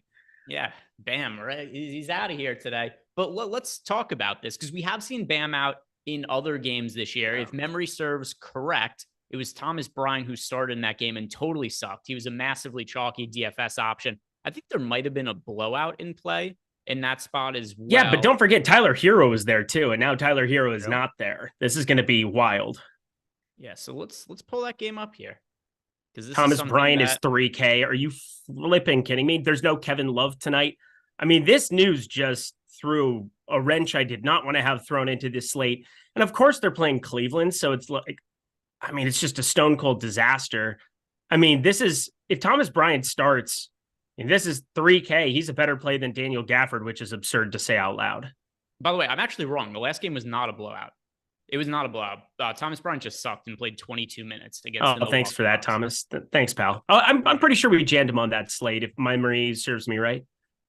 Could possibly definitely be the case. So there was no Bam Adebayo that game. There was no Caleb Martin. As you mentioned, we did have Tyler Orlando Robinson played more, somebody said in the chat. Let me look at this. It was who were they? Yeah, he played 26 minutes against Milwaukee. It was on October 30th. Yeah. By the way, he crushed that game. Orlando smashed, Robinson, which is probably what ended up happening here. Is if you look at the game flow, and I know this isn't like the end all be all, but I do think the plus minus tells somewhat of a story. Orlando Robinson at 11 points, 7 rebounds, 7 assists in that game. We did see the Heat were +4 with him on the court, whereas with Thomas Bryant on the court, they got outscored by 12 points in the 22 minutes that he played. So it is going to be, a little interesting to see what ends up happening with the minutes projections here. I think it's difficult to expect more than like 24 minutes out of Thomas Bryant, considering he only played 22 in his last start. But he's 3K. This is true. It's not going to matter. He's still a very good value option, but maybe not somebody that I'm going to be like all in on. Right. And there's an opportunity cost at center for raw points today that doesn't exist other places. And, we have a 3K Mo Bamba that exists in Philly, who I keep staring at over and over and over, because the guy, he will get there from a fantasy point per minute perspective. Like, if he plays 18, 20 minutes, you're talking about the same category as a Thomas Bryant. So I'm kind of fascinated about this slate now at the center position, what I'm going to do, because Gafford was just a misprice. It's like the first obvious misprice that DraftKings has had this entire season, like, or at least in recent memory. This is just a blatant miss, something that they overlooked on a 14 gamer. But like, Paul Reed is extremely, he's my second highest owned center behind Gafford right now. And now if Thomas Bryant's confirmed starting, that looks pretty good when you have like a Haywood Highsmith in that starting unit. And Jimmy Butler is the really only guy that's going to be eating up crazy amounts of usage. I mean, Jaquez becomes like in play, I suppose, at 5,100, but like this has everything to do with Bam Adebayo. I mean, Kyle Lowry at 4,700, Josh Richardson 4K. These are guys that I think went from complete zeros to like potential parts of my lineups. All right, so let's go ahead and look at some of the super chats that we have. And you guys have any questions for us in Discord? One of the perks of being a Stochastic member, add us in the Discord channel. We could answer some of the questions you guys have over the course of the show. Eric, are you willing to guess what our first super chat is?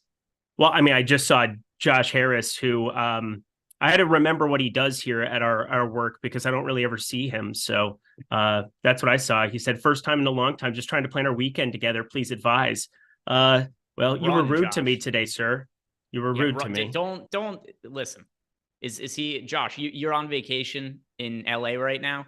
Don't waste your time with Eric. A total waste of a vacation. What you should be doing is anything else. That's my advice to him. You saw me when I was on vacation in New York. Yeah. You still made me work the entire time I was there. Yep. Yeah, actually, the only reason that I had asked you to come over, if you remember, is because I thought we were going to have a meeting. We did. You literally like, oh, let's play this around the DraftKings meeting. It'll be funny that we're both there together working. Psycho. It's true, though. So, yeah, Josh, I would advise I left Los Angeles to go get Mexican food in New Jersey. What? It was good tangos, good Mexican food. It was really good, actually. Josh, find something more interesting to do than hang out with Eric. We got another super chat here from Ace of Spade. He's asking us about DK tiers. He wants to know the best option. So we always have our guy Ace of Spade comes in and asks us the tiers question. And are you prepared to talk tiers, or should I just read it off here? Nope. Go ahead and read it, just because I'm going to update this Miami stuff. It's kind of important. Yep. All right. So tier 1 for me, Nikola Jokic. I mean, if you got Nikola Jokic versus anybody else, the answer is always going to be Nikola Jokic. Tier 2, that is LaMelo Ball. Tier 3, I mean, how could it not be Tyrese Halliburton? The guy just playing absolutely out of his mind this season. And Tyrese Halliburton, I was tweeting this while watching the game last night. I don't think what he's doing right now is sustainable, but if he is somehow able to keep it up, we're talking about one of the best offensive seasons we've ever seen throughout the history of the NBA. And even the percentages, ridiculous. The assist rate, ridiculous. Hardly ever turns the ball over. So anyway, Tyrese Halliburton, tier 3. Tier 4, that is going to be SGA for me. Bam Adebayo was in tier. I mean, well, technically he still is in tier 4, but not somebody we want to get there. So SGA, the option we're going to in tier 4. Tier 5, we've got a lot of guys that are looking very, very close in tier 5. Kyrie Irving, Desmond Bane, Scotty Barnes, Paul George, Anthony Edwards, Brandon Ingram, Lauri Markkanen. I got to be honest, this is like a 6-way coin flip in this tier with guys who are projecting within like a fantasy point and a half of each other. But give me Scotty Barnes in tier 5. Tier 6, I am going to be going with Zion Williamson in tier 6. I still like the upside of Zion. I know we haven't seen a ton of it this year. It is coming, though, Eric, and it is coming hard. I guarantee it. Yeah, you know what's coming hard is Jimmy Butler into your lineups. Best of luck to you, sir. We'll see about that. Precious Achiuwa is going to be out tonight. He will. That matters. Jakob Poeltl in the front court there. That solidifies those minutes even on a back-to-back.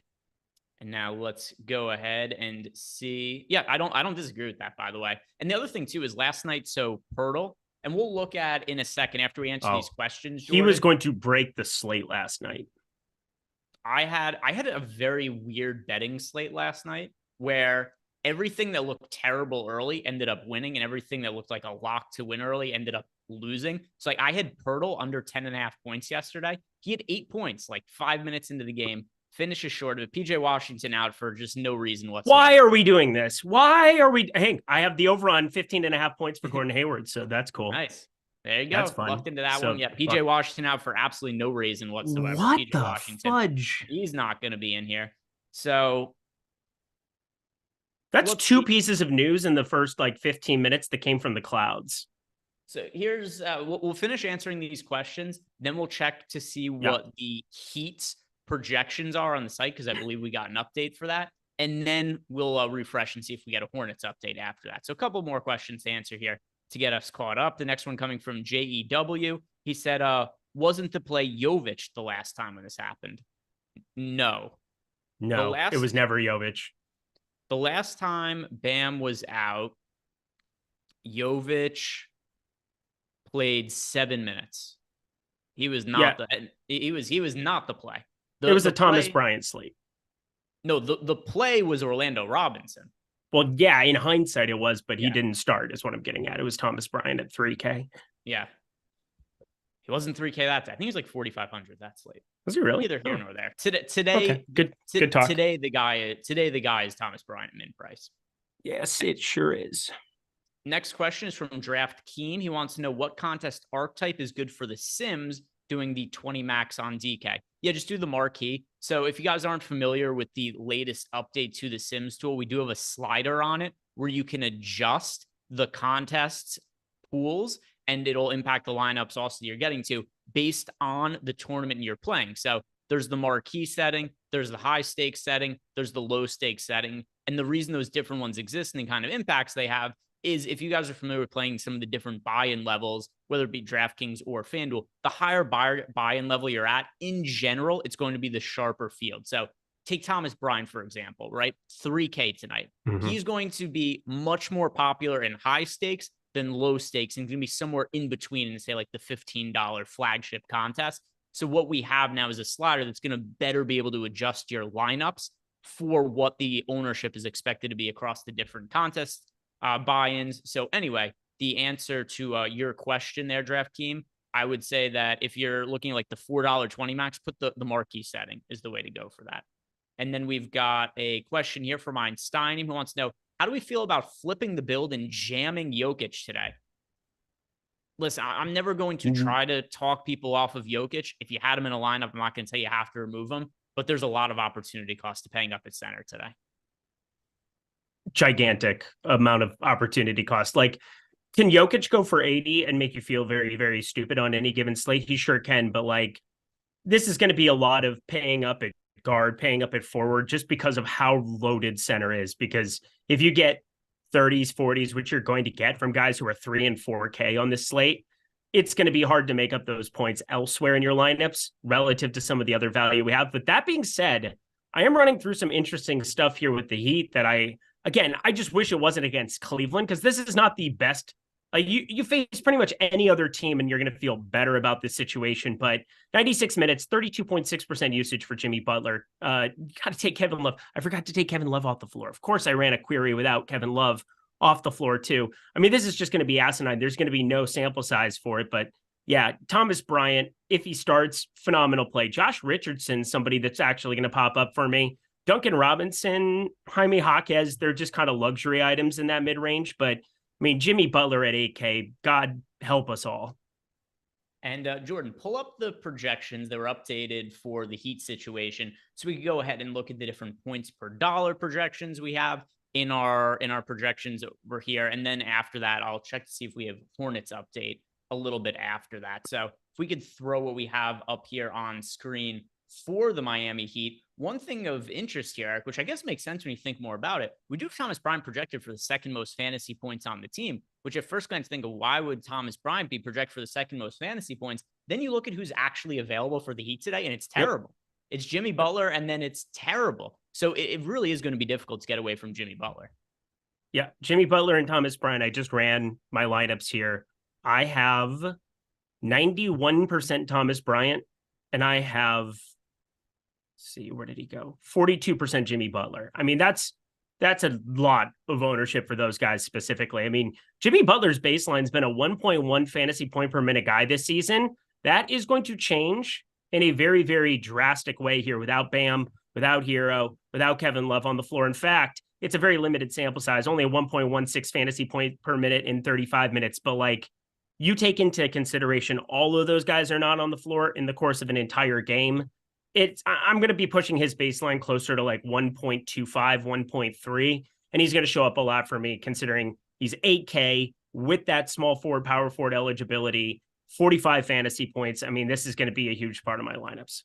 Now let's talk about it from a FanDuel side of things as well, because the equation is a little bit different. I still think Jimmy Butler looks terrific on FanDuel, even at $8,400. So a few $100 more expensive, no big deal. You're still jamming Jimmy Butler over on FanDuel, but Thomas Bryant is 4K with center eligibility on FanDuel, where you can only play one center. I do think that he looks still good on FanDuel. If you're playing cash games, Thomas Bryant is the guy you're playing in cash, but I do think that he warrants less exposure on FanDuel than he does on DraftKings. Agreed. And, you know, for FanDuel, it's such an interesting change from DraftKings coming over. You don't have the Gafford piece, of course, but Paul Reed, really the only guy pulling ridiculous ownership there at 64%. We'll see where Thomas Bryant kind of lands in that equation. But yeah, Jimmy Butler, not exactly a freebie over there.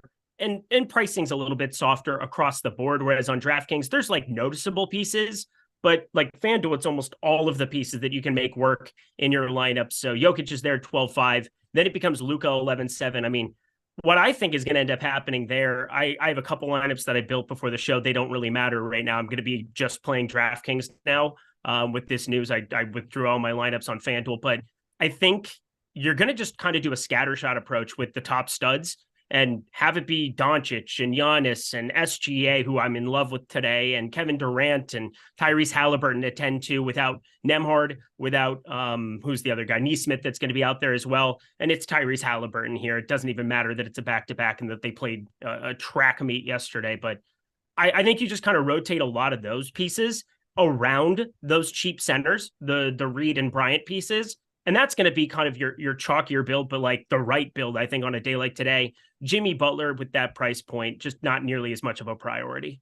Yeah, we just got a projections update for the Hornets, so I'm going to rerun everything through the Sims, which if you guys haven't seen, we've got a great deal going on right now. It is Black Friday, and we weren't sure if we were going to do a Black Friday deal. So I know we just ran that Millie promo, and we didn't think we were going to be running anything else for the Sims as far as discounts, but we decided with Black Friday, we wanted to make sure we gave out another deal for this. So if you guys are signing up for the Sims for the first time, use the promo code SIMS and you are going to get 50% off when you sign up. But if you did sign up for that Millie promo last week, we don't want to feel like you guys are being left behind at all. So you are going to be emailed a coupon so that if you sign up with that Millie promo, what's going to happen is when your current subscription expires, you get a coupon that you could sign up and get 50% off with the Sims promo. So if you want to take advantage of our Black Friday offer, promo code SIMS, there's a link for it below in the description box. Promo code is already loaded in. You get 50% off when you sign up for the first time. And it's been massively helpful for me. I have made a good amount of money to start the season in NBA DFS. I've won tournaments on FanDuel, on DraftKings. I had a second place finish on DK a few days ago. So come in and hop on board because the Sims are the way, helping me out a whole bunch this year. Let's go. Oh, by the way, Jason Tatum available to play. I was not really expecting Tatum to be out there. He looked like absolute dog shit walking into the stadium. Yeah, I saw that. And I've never seen anybody post a betting ticket based on a video, but you know what? I don't hate it. So I joined you with a little piece of some Prize Picks goodness there, took the under in conjunction, was able to get a 15.5 points play on Gordon Hayward right before they took that off the board as well. So yay, good stuff. So if I'm being honest about the bet there, is what happened is I went on to OddShopper and it was the top projected bet. The reason was because books were starting to drop lines on Tatum and FanDuel was just the last one to drop the line. So it was projecting really well for that reason. So like, I'm not going to say it was direct. Like I watched the video and placed the bet. It like the reason the line is dropping is because he is sick. So it's related, but what it actually was. So like now I think the line's already dropped by a couple of points since I bet it. Yeah. I bet under 43.5 PRA. I think it's 41.5. Somebody messaged me and asked if 41.5 is still playable. But that's the actual reason I was on it. Is like I looked, it was like, oh, FanDuel has a line that's way different than any other book right now. And then they ended up catching up. But either way, I think Jason Tatum probably less than 100% for tonight. Didn't look great. Let's look at the Charlotte Hornets. And Jordan, if you wouldn't mind pulling them up, because we just got a projection update for Charlotte.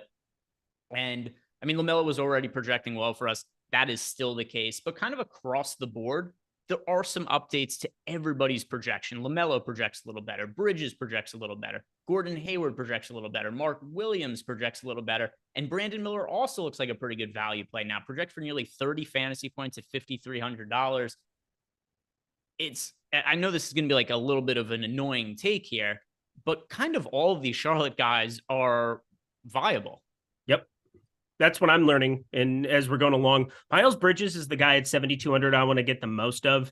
19% usage thus far, rated a fantasy point per minute guy. And I'm really happy that we kind of changed quite a bit with his projection going up against Boston. Yeah, Monday was bleak with the Jokic ejection. It would have been a lot of fun, though, because I had nearly 100% Miles Bridges. And yesterday I had nearly 100% Craig Porter Jr. Things have gone well in a couple of departments in DFS. I just need guys not to get ejected or to have the stone cold worst game of their lives like yesterday. But Miles Bridges, friends, he is a phenomenal play. We saw him get up to 45 minutes. Yes. It was an overtime game, but that was 40 minutes in regulation, friends. It is a phenomenal spot to be invested in Miles Bridges here in this spot. LaMelo Ball, I think he becomes a stud that you just want to maybe get to a little bit more of. And don't sleep on Mark Williams. Gordon Hayward, I obviously talked about. And then Brandon Miller is just at a price point at 5,300. that isn't indicative of his role. Played 35 minutes in regulation against Boston as well. You're not going to see the usage come up playing alongside a Ball and Bridges, but he's still a piece that they're going to continue to give 34, 36 minutes to a night. And this is Washington on the other side, 103.5 possessions per 48 minutes. As I'm updating everything here, I mean, they have the third worst adjusted net rating. They have the fourth worst adjusted defensive rating in the entire league. This is as good of a spot against a team that, Charlotte wants to get out and run as is. So yay to getting to way more of these guys in the first game of the slate. We just got a super chat from Corey Randall, who's asking, should we run Craig Porter Jr. back again? I don't see why they'll bring LeVert back today. Yeah, I mean, if LeVert's healthy, then I think he does play. If you want to play Craig Porter, it's very, very dependent on LeVert being out. You don't want to play LeVert in. Remember, yesterday was a 5-game slate where we were looking for that guy. We needed a hero, and we got it when LeVert got ruled out. And, working through it, 3,800, it made a lot of sense. Now, it's a 14-game slate. And DraftKings, they really went aggressive with it. 4,600. I mean, you put 30 fantasy points next to him at 4,600. I'm not all that enthusiastic about it. It's Miami on the other side, not going to be playing at breakneck speed. I get the defense isn't nearly as good with Bryant out there as opposed to Adebayo, but this is a worse game environment than yesterday, somehow, some way, even though, Philadelphia, not the easiest spot either. But I don't know. This feels like a spot that I'm just not going to be playing Craig Porter Jr. If the field wants to get there, they can have that. I'll go to the value centers. I will rotate around a lot of other pieces, and everybody else can get their 30 from Craig Porter Jr. and then wonder why they lost money at the end of the night. Yeah, and I understand also Corey is just assuming LeVert is going to be out today. I'm not convinced that's going to be the case. Craig Porter Jr., particularly if LeVert is in, is somebody I want no part of. Agreed. Let's see what else we have coming to us from the Discord channel. And my messages are blank. Here they go. They just pop back up. Mr. Cool Cam wants to know favorite 3 players for a FanDuel single entry. So I have DraftKings lineups updating right now and have not gotten to rerun FanDuel lineups quite yet. But here's the good news. I think there are some players here that stand out a ton on FanDuel that makes it pretty easy for us to talk about. And one thing I think that is a pretty interesting discussion point for FanDuel, Eric, is do you prefer Thomas Bryant or Paul Reed at center? I prefer for FanDuel. Again, I took off all my lineups on FanDuel. I'm not playing there anymore. DeJounte Murray available to play. That was important. Yep. Daniel Gafford, I think I would have ever so slightly, but I think he gets the artificial ownership because he's been there, written up in every article all day, talked about in every show all day. I think Gafford gets the artificial bump there. I think I would be a little bit more enthusiastic about Thomas Bryant there. For DraftKings, I'm going to get to more Thomas Bryant. It's a flat 3K. He's only two fantasy points away from that of Gafford.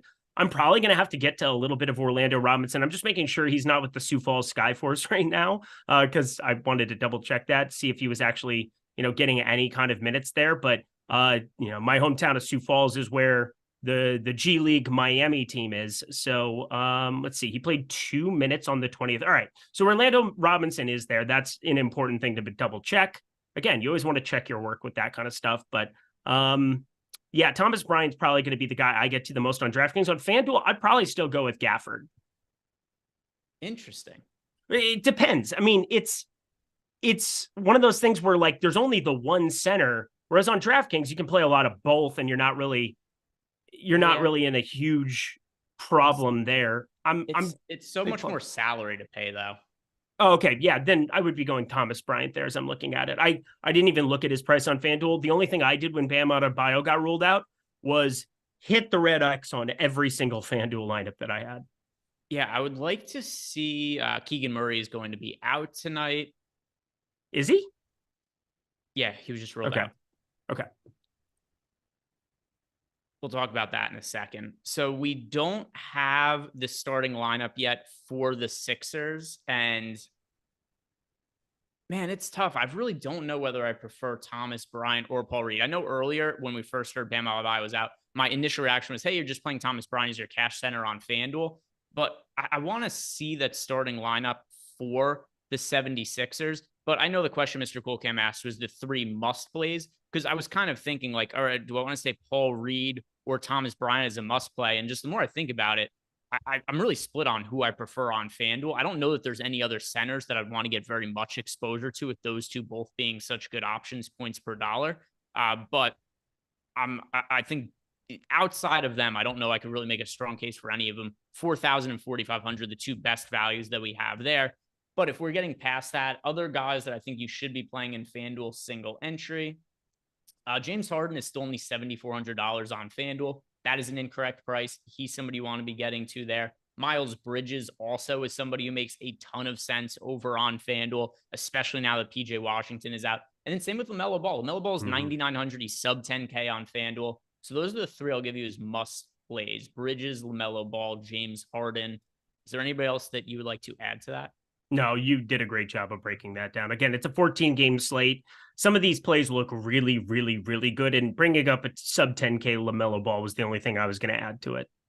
Hef Love, Orlando Robinson played more recently than Thomas Bryant. Maybe that depth chart has flipped, and then is Highsmith worth a dart?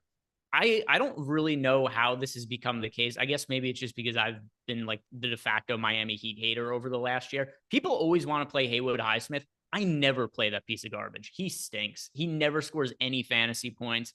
He had, let's see, let me pull up some of his numbers from last year. Yeah, and somebody's talking about Orlando Robinson ahead in the rotation. Orlando Robinson hasn't played in 20 days. He played 2 days ago, but I'm saying he didn't play in a basketball game for 20 days. Thomas Bryant, he's at least like played 12 minutes here, 10 minutes there, 3 minutes here, 5 minutes there. Like, if it ends up being Orlando Robinson that starts, then we just swap to Thomas Bryant. They're both 3K, so you don't have to think too hard about it. You know, we've got 9 starts out of Haywood Highsmith this year. In those starts, he's averaging 7 points, 2 rebounds, and 1 assist per game. Good for him. Let's see what he did last year as a starter. All right, Haywood Highsmith last year as a starter. What kind of numbers was he blowing people away with last year? So last year, 11 starts for Haywood Highsmith, and he averaged 7 points, 5 rebounds, and assists last year. So, I mean, people get really excited to play Haywood Highsmith. And there are days where the Heat only have like 6 active players and he's just forced to play a bunch of minutes where I could get to him then. But I don't want to play Haywood Highsmith on this slate. Are you playing him, Eric? Probably going to get to a couple shares if I'm being honest. I was rerunning some stuff and just kind of like, he's a 1.1 fantasy point per minute guy in 23 minutes without him. Again, you're comparing that to 1.16 for Jimmy Butler in 35 minutes. These aren't sample sizes that mean anything, but it's a price point where I think I can rotate him through a couple of lineups. I'm not enthusiastic about it. He's a 0.7 fantasy point per minute guy on the season, but like not playing alongside Bam, assuming that we continue to have Haywood Highsmith starting, that's definitely got to be a bump up for his production to some extent. I'm just worried that like Josh Richardson and Duncan Robinson, Jaime Jaquez, Haywood Highsmith, they could add a Drew Smith into this rotation if they really wanted to as well. It's just kind of diluted still.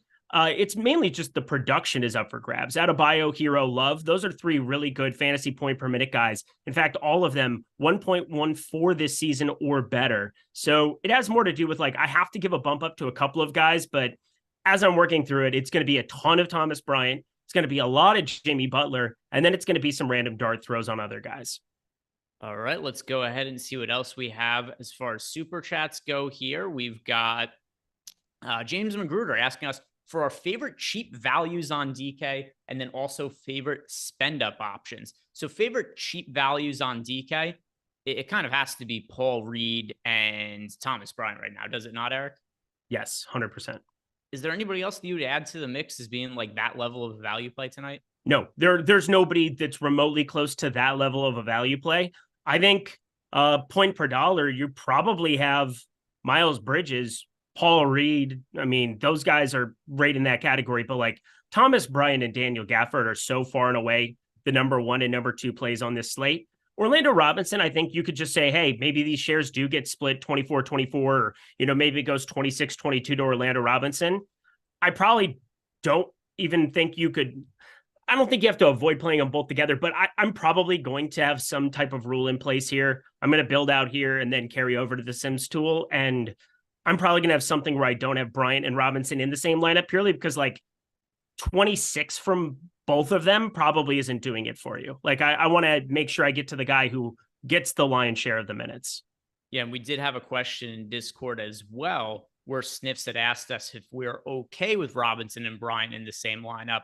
If you're only playing one lineup, it's not something I would do. But if you are building a bunch of lineups and they show up in some of the same lineups together, I don't think it's the end of the world because they're both so cheap that they could both have decent enough fantasy scores relative to their price. But if you're just playing one lineup and building, I wouldn't have Robinson and Bryant in the same lineup, which is related to what Eric was saying right there. Yeah. And then James Magruder, the other part of his super chat was our favorite spend ups for today. So if we are liking getting to the cheap centers, what does that mean? It means that we're going to have to be spending up at forward, going to have to be spending up at guard. And to me, the guard that I like spending up for the most is LaMelo Ball. The forward I like spending up for the most, that is going to be Jimmy Butler, my arch nemesis. One thing that's really changed for me, again, I like LaMelo Ball. There's no doubt about it. 10-2, projects out phenomenally well. He gets the Jordan Poole Tyus Jones bump, which has been one hell of a bump to be a part of. But I'm obsessed with getting to Tyrese Halliburton again. 10K. I think getting to like 20% of him yesterday was a major mistake. I had like 80% Trae Young or something it was. That didn't exactly not work out for me, but he still lost to Halliburton by 15, 16 fantasy points. And I became so invested in Young that I didn't really have the balance in those lineups. Could have had a lot of lineups with both of them, but I think a 10K Tyrese Halliburton is kind of the mainstay. As you said before, I don't expect this production to maintain. He's been out of control, but amongst these studs, he's only averaging 33 minutes a game. Like you have everybody else that's averaging 34, 35, 36. So like there's still like a more pronounced ceiling there. And yeah, it's a tough Toronto spot to a certain extent, but it's a 242 total. Indy just keeps playing at a breakneck speed no matter what. And I just like getting to the guy who's going to do everything on his basketball team is projected in our projections for 37 minutes, north of 53 fantasy points. And yeah, so him and Ball are definitely the calling cards for me. Next super chat that we have here, it is from Cedric A. Phillips. And Cedric, hey, always see Cedric in the Twitter streets. Cedric saying, with PJ Washington and Nick Richards out, isn't Mark Williams and Bridges insane now since they don't have a real backup? So yes. I just reran lineup, something that I did not expect to get to that I did. I even got to some exposure to JT Thor, not like a crazy amount, but I did have 10% of JT Thor. It's just a guy here where, where else do you figure the minutes are going to go? And it's kind of to Cedric's point where it's like, don't Mark Williams and Bridges both look insane? The one problem, Mark Williams, is that he's a center and there's so many centers to play on the slate that it's hard for me to prioritize them. But yeah, as far as Bridges goes, he is going to be somebody who's in a ton of lineups for me. He's in a ton of lineups for me as well. The one thing I will say is that we're playing a lot of these pieces, Bridges, Ball, Miller. I do want to have some kind of swappability coming up later in the day. You've got this game and then the Denver-Orlando game, which outside of Jokic is just completely unappealing to me in almost every single way, shape, and form. I think because of that, I'm just going to get to like none of these ancillary pieces. If JT Thor is what I miss out on, like it would take a lot of fantasy points from a 3,400 JT Thor to make me feel like I missed out. And when I look at some of my builds that have both of the 3K centers, I'm just able to do pretty much whatever I want in this mid-range and not have to think twice about it. So I'm inclined to play 0 JT Thor. I get your reasoning for it. And when I was running it unencumbered, I was getting to around 7% of him. I just ended up removing him from my player pool because, hey, that could turn into a lot of other pieces later because there's going to be somebody who gets ruled out of nowhere. There's going to be something that is unexpected that shows up in a starting lineup. I don't know what that is now, but I don't want it to be locking in 19 minutes and have JT Thor in my lineups. Yeah, I just got an update, which I'm trying to, a lot of us know where the update came from, but I'm trying to verify if that is a real update or not, because it's another injury news. Totally. Was it the Levine thing that everybody's talking about? Yeah, I'm not sure if that's real. I don't think it, I don't think I saw it. I was taking a look for it, but I didn't see it anywhere. Yeah, I'm going to scroll through Twitter here to see if it's, can we find a reporter who's saying that Zach LaVine is out? Oh, here it is. Yeah. Darnell Mayberry, a Bulls beat reporter for The Athletic, just tweeted that Zach LaVine is out tonight at Oklahoma City. So another guy who's just ruled out for absolutely no reason at all. They ruled Zach LaVine in like 10 minutes ago, and now Zach LaVine is out. News got approved. All right, good stuff. I was just double checking because it's just one more thing that I get to update here in time. You want to play you want to prioritize DeMar DeRozan between the two of him and Vooch. I mean, I like Vooch. I think everybody's going to like Vooch to some extent. How many centers can you play? It's just so tough. I think you want to be getting to above the field in some capacity, but if that ends up being 15, 16%, probably not. I mean, 1.1 fantasy point per minute guy on the season becomes a little bit north of that here, absent Levine. DeMar DeRozan, though, because of small forward, power forward eligibility, another guy with Jimmy Butler that I just wasn't thinking about playing, and now we're just going to frickin' play. Yep, he is somebody who was not in consideration because the expectation was that, by the way, what Kobe White, 4,800 too. Sorry, 5,500, Kobe White. What an absolute shit show right before Thanksgiving. I mean, kind of expected it on a 14 gamer, but I mean, this is what's annoying is that's 3 guys who are probable that are now ruled out. Yeah, that's no. Zach LaVine was not probable. He was in. They already ruled him in, and now he's out. What fucks? Exactly. So we're dropping injury reports out of nowhere on this slate. But yeah, so the other thing too, which I think you had mentioned there, but what's really important, Vooch is a good points per minute play on this slate now, but the opportunity cost is too great at center for me to really prioritize him. There's so many good centers to get to now. Yeah, it's like the meme of like, I played Vucevic, but at what cost? It's that. No, that's a good reference, Eric, because I feel the exact same way. It's like, oh, cool, I might get 50 fantasy points out of Vooch. All right, but what if Thomas Bryant puts up 30 and Paul Reed puts up 35 and Daniel Gafford puts up like 40 on DraftKings? So it's going to be hard to get to Vooch, but DeRozan certainly somebody we want to get to. And then to your point also, Kobe White is going to be picking up more usage and probably a little more security in his minutes because that's gotten jerked around a little bit as of late. Maybe you take a shot on Patrick Williams in large field tournaments, but less of a priority there. I got to make sure this rule comes in. I got to make sure I don't have, again, it's weird because it's a 14-game slate, but I'm actually concerned I don't want to have Bryant and Robinson in the same lineups. I want to let that be clear. Next question here is from Shikarium Food, wants to know best value under 4,500 at each position on DK. All right, let's see. Under 4,500 at each position. All right, so let's start with point guard. Under 4,500 at point guard, Nickeil Alexander-Walker. I'm going to just believe you because I've got so much going on.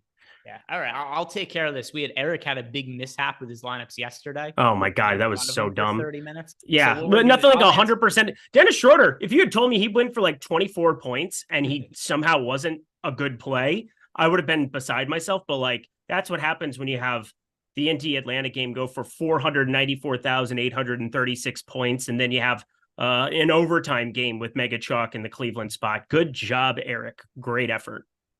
It wasn't that good of an effort. It was entertaining, though. I enjoyed it. Franz was going good, too. It was a blowout. Honestly, they both, if it wasn't for the blowout, they both would have had pretty good fantasy games. They probably would have, yeah. They didn't. Yeah, go ahead. They didn't. I just wanted to say that. Yeah, I wanted to make sure that you were able to really voice that to the audience here. Thank you. Shooting guard, I'm going to be going with Caleb Martin now that the Heat are shorthanded. Small forward, I know Caleb Martin also has small forward eligibility, but I will go Chris Duarte. Power forward, best value under 4,500.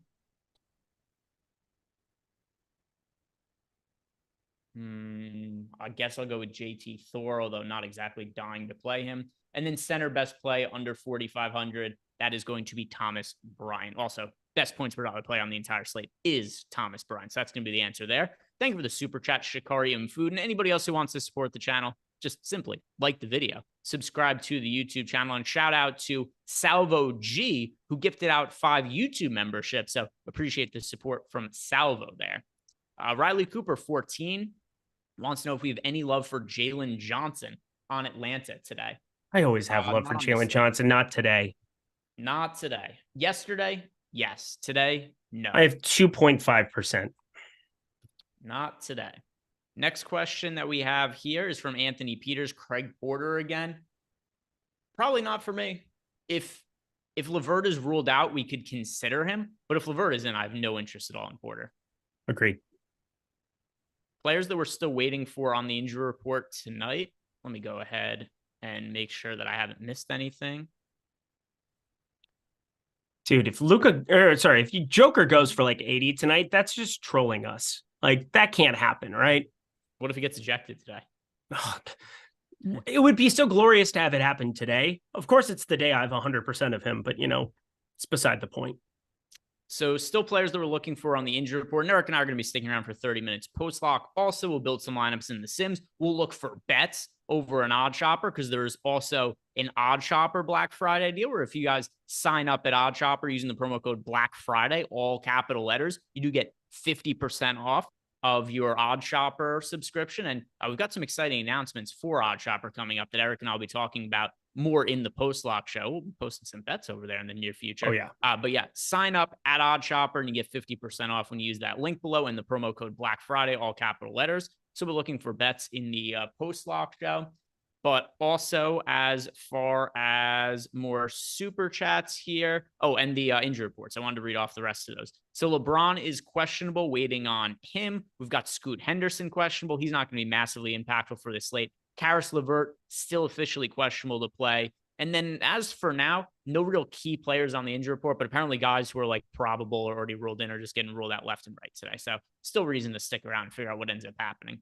But I hustle for it is asking, is it okay to skip the 7 p.m. games now and just wait for news on FanDuel? If not, who would you take for sure?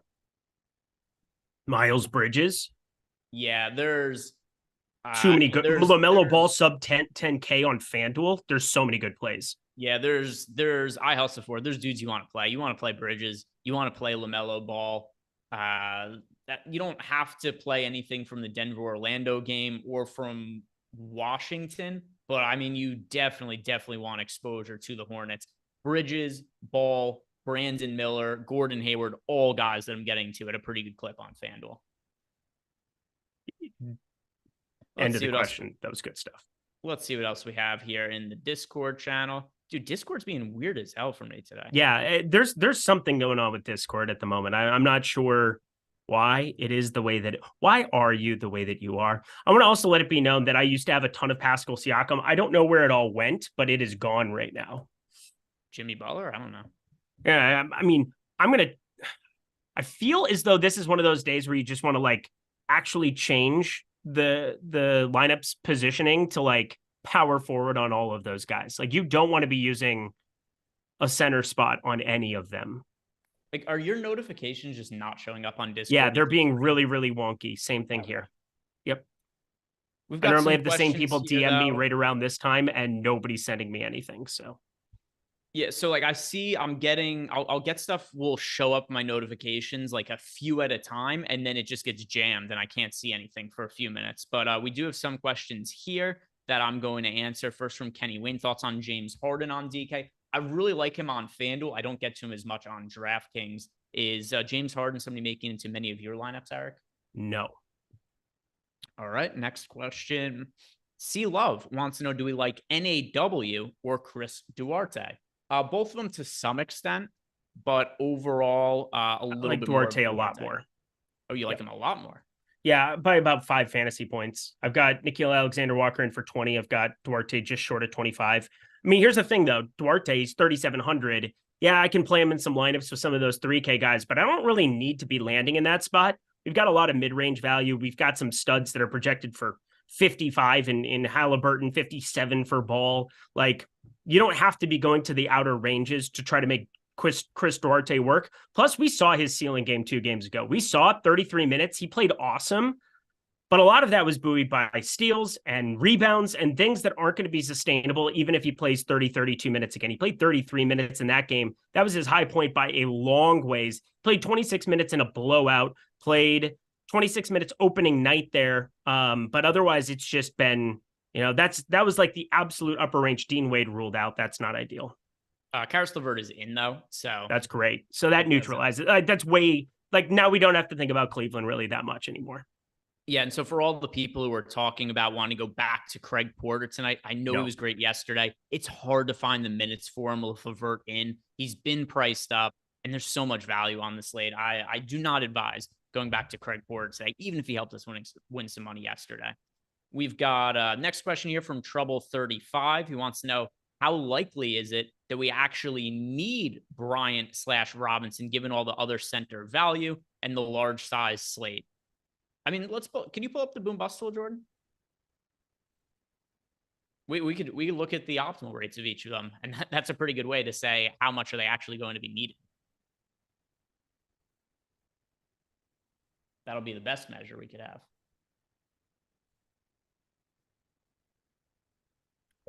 Is Craig Porter starting? No way. Oh my God. Oh my God. All right. Look at that. Oh my God. Screw us. All right. You got to consider him now. Oh my God. I wasn't expecting to be starting. All right. Just. Don't we look like a couple of idiot goofballs? All right. Craig Porter. Apologies, people in chat. I did not think he was going to be starting today. Yeah. Why would you? Craig Porter's a viable option now. Yeah. There's a lot of viable options. I got to say, a lot of viable options for Chicago. This is an Oklahoma City team that's going to push the pace. It could be a blowout, but like that makes me kind of like Patrick Williams at 3,500, somebody that I'm now starting to get to. Torrey Craig's going to be starting 3,500 without Levine out there. I mean, DeMar DeRozan, he's projected for 40 here at Stochastic and 5.6% ownership. Like, there's not a whole lot of reason that you couldn't get yourself to as much DeMar DeRozan as you want to, other than like, it's just easier to get to some of the studs. I do prefer Jimmy Butler, but Alex Caruso, this is probably the main piece that I didn't necessarily see jumping into my lineups. But as you update things, those minutes have to go to a guard, and they are vehemently against playing Ayo Dosunmu for any kind of major minutes at this point in time. He's been playing around 12, 13 minutes a night. Alex Caruso could walk into 30, 32 very, very quickly in any of these competitive spots. In fact, have been hitting like 31 here recently. The usage has been trending up for him. He's not going to have like what did he have last game? 24.7% usage, but you put him in for like 19, 20% usage here in this spot. Alex Caruso is useful.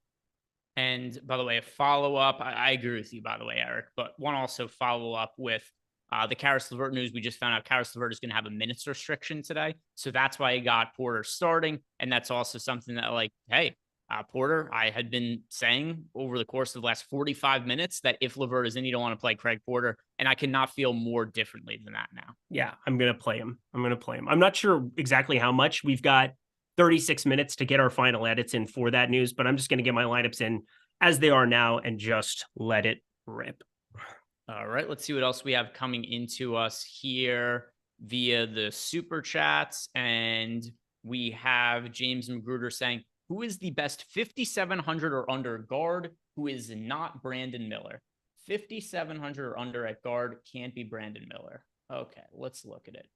For guard. Pure fantasy points, or are we talking, can it be somebody much lower that kind of fits into the range? Because like, I assume he is his guard spot open, just because we've gotten questions from James. I know where he's going with this. Got it. He's $5,700 left. He has the guard spot available, and he's OG Anunoby in his lineup.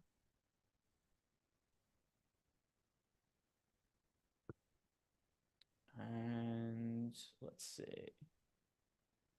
You went with Anunoby. Yep. All right, let's see. 50. I have like 12% of him. I think that's an acceptable answer. It's kind of a shitty price range. It is really shitty. I'm actually going to go with Kobe White. Okay. That's just fine too. Kobe White's somebody who's starting to show up for me as well. Yeah, I'm going to answer Kobe White there. Two good options. I think you can go with either of them. My answer, Kobe White. And then you got OG Anunoby from Eric. Choose your fighter, James Magruder. Next question that we have in the Discord, which of course just froze for me again for absolutely no reason. We're getting Discord keeps freezing and NBA players get ruled out for no reason. That's everything that's going on right now in our world. And Jimmy Butler is a damn dirty, I don't know. You hate him. Yeah, careful what you say next. Gang Green wants to know thoughts on Maxey on DK. Yeah, earlier in the day when you heard that there was going to be none of Joel Embiid in the lineup, you just assume you're going to be jamming Maxey. I have him in 16% of lineups. Yeah, I've got something close to that here as well. I'm just getting in my lineups and then I'll be able to do all the other things that I need to. I will say I kind of trimmed down in the absence of, I ended up having a little bit less of some of these Sixers guys than what I was expecting. That's for sure. Yeah, I mean, you get so many value plays that have opened up over the course of the night that it kind of minimizes the necessity to get to them. Still players that are good on a points per dollar basis, Paul Reed, Tyrese Maxey, but, there's an opportunity cost to some of these guys. So let's see, what do I have on Reed? So Reed on DK is in 22% of my lineups, which, still a serviceable amount, but it's not what I thought I was going to be getting to earlier in the day. And then Maxey, like I said, 16% as of now. Let's see if there was any other super chats we have to answer in here. And no, we're caught up on those. So I'm just going to bang out these Discord questions. And while I'm doing that, Eric, you sure shit better update your lineups, dude. I got him in. I got him in already. Got him in. And I only played one site. So I losing money yesterday was a lesson enough. Thank you, Dad. Hef Love, Bay or Toppin? What are we doing? Why are we playing these guys today? Don't stop it. Please stop. There's only 2 minutes to go here. So, we got to give him an answer. I refuse. All right. Eric refuses, but Eric's refusal is just because he doesn't like to be helpful. So I'll give you an answer here. That's the reason. Yeah. The actual answer is you should probably rebuild and not play those guys.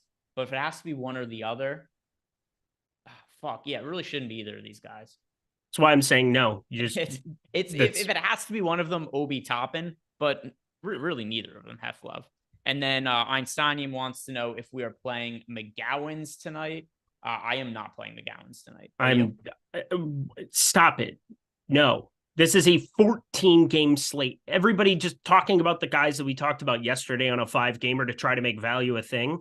You don't have to do that. You just don't. I don't remember talking about McGowan's yesterday. Yeah, we talked about him for a hot second. It did not go well for anybody who tried. Yeah, don't even remember that. I have blocked it out of my memory. Much like Bay is a good play. Don't be hating. You just forget it. You just forget some of those traumatic events. We've got Will Holland Jr. He's just leaving us a nice super chat saying, "Everyone, make sure to like the video," and left a smiley face. Very wholesome super chat. Appreciate it. Thank you for the support, Will Holland. And yeah, listen to the man. If you haven't done yet, like the video, subscribe to the YouTube channel. Heflove did follow up, said he rebuilt his lineup, and then thanked us. Good man. Good man. That was a good. There's so many good plays on this slate, guys. There's so many good plays. Just I'm glad that you saw the light on it. Just play better plays than that. We've got Justin S asked us for tiers plays. Here we go. Right. Yeah, somebody just asked about Koulibaly too. I thought about him earlier today. That was before we got exponentially better value everywhere. And Denny Avdia ended up in. If he had been out, I would have thought about it.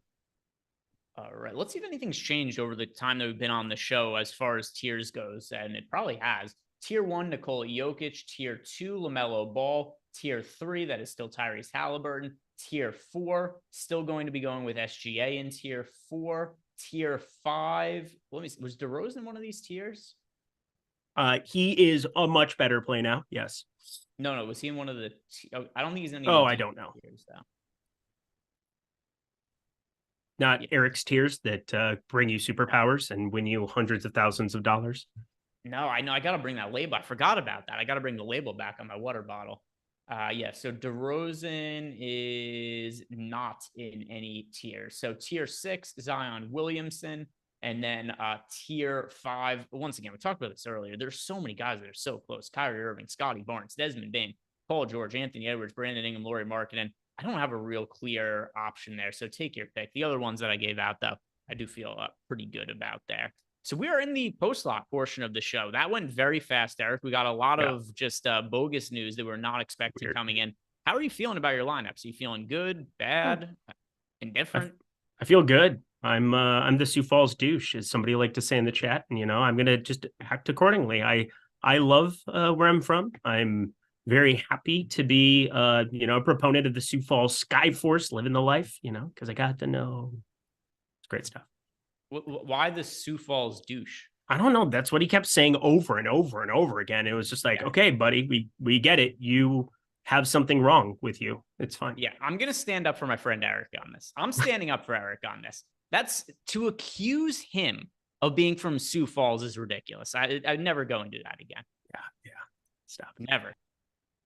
Let's see what we have going on right here. Oh, somebody wanted Nuke of the Night. We didn't do Nuke of the Night yet. Do we want to do that here as we start? Yeah, we should. I have a Nuke of the Night. So much stuff got updated over the course of the show that I was constantly running lineups that it was kind of hard to know which way it was we wanted to go. But yeah, Jordan Klein, hit the animation. We'll do it anyway. Nuke of the nighttime. 1 second. 1 second. Like, oh my God, children. Nuke of the night. By the way, we kind of already ruined it by waiting until after lock to go ahead and do it. But it really wasn't until right up until lock that we kind of knew who it was that we were playing. Mm-hmm. I know who my answer is, though, Eric. Yep. I've got somebody that I have 22%. Can I go first? You're going to steal my guy. You're going to steal my guy if I don't go first. No, I'm not. DeMar DeRozan. Luka Doncic. Okay, yeah, we're different. By the way, I understand why it is you're going to want to say Luka, and it's pretty simply because we got a bunch of value in the front court. He's a pay-up option in the backcourt, and we get a ceiling game out of Luka. It is not hard to fit him into lineups. Yep, 22% of Luka. Been kept him close to the best the entire show because I think it's one of those clear-cut slates where like Jokic, it's a positionality thing. Giannis, it's a matchup thing. Embiid's not playing. Durant, it's diluted to a certain extent. But like, you get Luka Doncic, you get the last game of the slate. You also have an opportunity where if something wonky happens, it was an absolute blowout, which makes me feel better about LeBron playing today. But like, I just think Luka is such a phenomenal play relative to the ownership. Yet again, you give me a sub 2% Luka on a slate with eternal amounts of value. Give me that every single time. We have DeRozan projected for 5% ownership at $7,100. Smash. That's why it is for me. And I understand it too. It's not just the news came out late, but there's so many dudes to get to today that you could see how DeRozan could end up falling through the cracks with LaVine getting ruled out kind of late. So DeRozan, I know a lot of people might be like, well, DeMar DeRozan, the absence of Zach LaVine, but it seems like the field isn't getting to DeRozan here. Only 5% projected ownership. So my nuke of the night is going to be DeMar DeRozan. How much room did you end up playing? Guy just said he kept it close to the vest. I said it because like we're in the post-lock show. Reward everybody for hanging out at the post-lock show and then just absolutely smashing. But DeMar DeRozan, 28% of right now. All right. Yeah, I think he's pretty easily somebody to be overweight to the field. Yes. Both DraftKings and FanDuel. DeMar DeRozan, that is somebody to go and play. By the way, got a chance in the chat saying that Mark Williams 20% owned. Wow. What? Stop it. That is the most box watchy bullshit of all time. If he goes nuts, I'm going to lose my mind today. I have 2%. Mark Williams. Yeah, 20%. I mean, I understand because of the injuries, and it kind of goes back to, remember, we got the super chat from Cedric before. He's saying like, hey, who's playing minutes in the front court for the Hornets? And yeah, there is a chance that Mark Williams just plays all the minutes he can handle there. And that's the worst play of the slate, by the way. No, here's the worst play of the slate. He is 22% owned on FanDuel when you had a near min price Paul Reed and a near min price Thomas Bryant over on FanDuel. If people get rewarded for that, there is no justice in life, let alone DFS. See, the irony with that, though, is that one of the things that probably has to happen for Mark Williams to bust is you need like a big game from Bridges, who probably has to play some front court minutes. So I'm not exactly sure that's where the justice comes from either. It's like that gif of Lord have mercy, I'm about to bust. That one? Exactly. Yeah. Rip to that guy. I heard he died recently. What do you think he died from? I don't know. He's a short little guy that was like on Ellen and shit once upon a time. Finally busted. Yeah, he finally busted.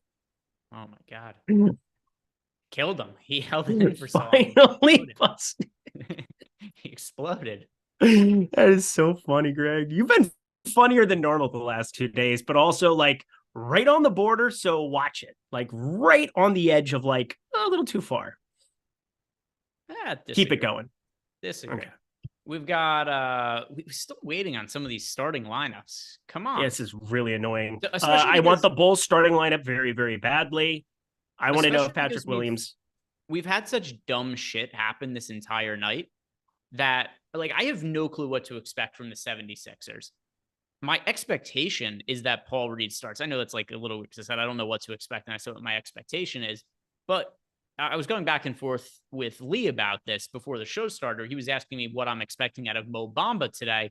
And I had said that Mo Bamba, it's hard for me to expect him to play a whole bunch of minutes because even though Joel Embiid is out, he just hasn't been a big part of the rotation. So I think Paul Reed starts, but we did have a back and forth where I thought that Lee brought up a pretty good counterpoint, which is like, but the Minnesota Timberwolves, they've got Karl Anthony Towns and Rudy Gobert in the front court. how small are the Sixers willing to go? And that kind of made me think, like, I don't know, maybe we do see, some weird shit like Mo Bamba in the starting lineup. So my expectation is Paul Reed, but I really, really want to get that 76ers starting lineup. And then, like you mentioned, Eric, also, we're looking for that Chicago Bulls starting lineup, which hasn't come out yet. The Bulls, they start at 8 p.m. Eastern time. And then we've got the Sixers also locking at 8 p.m. Eastern time.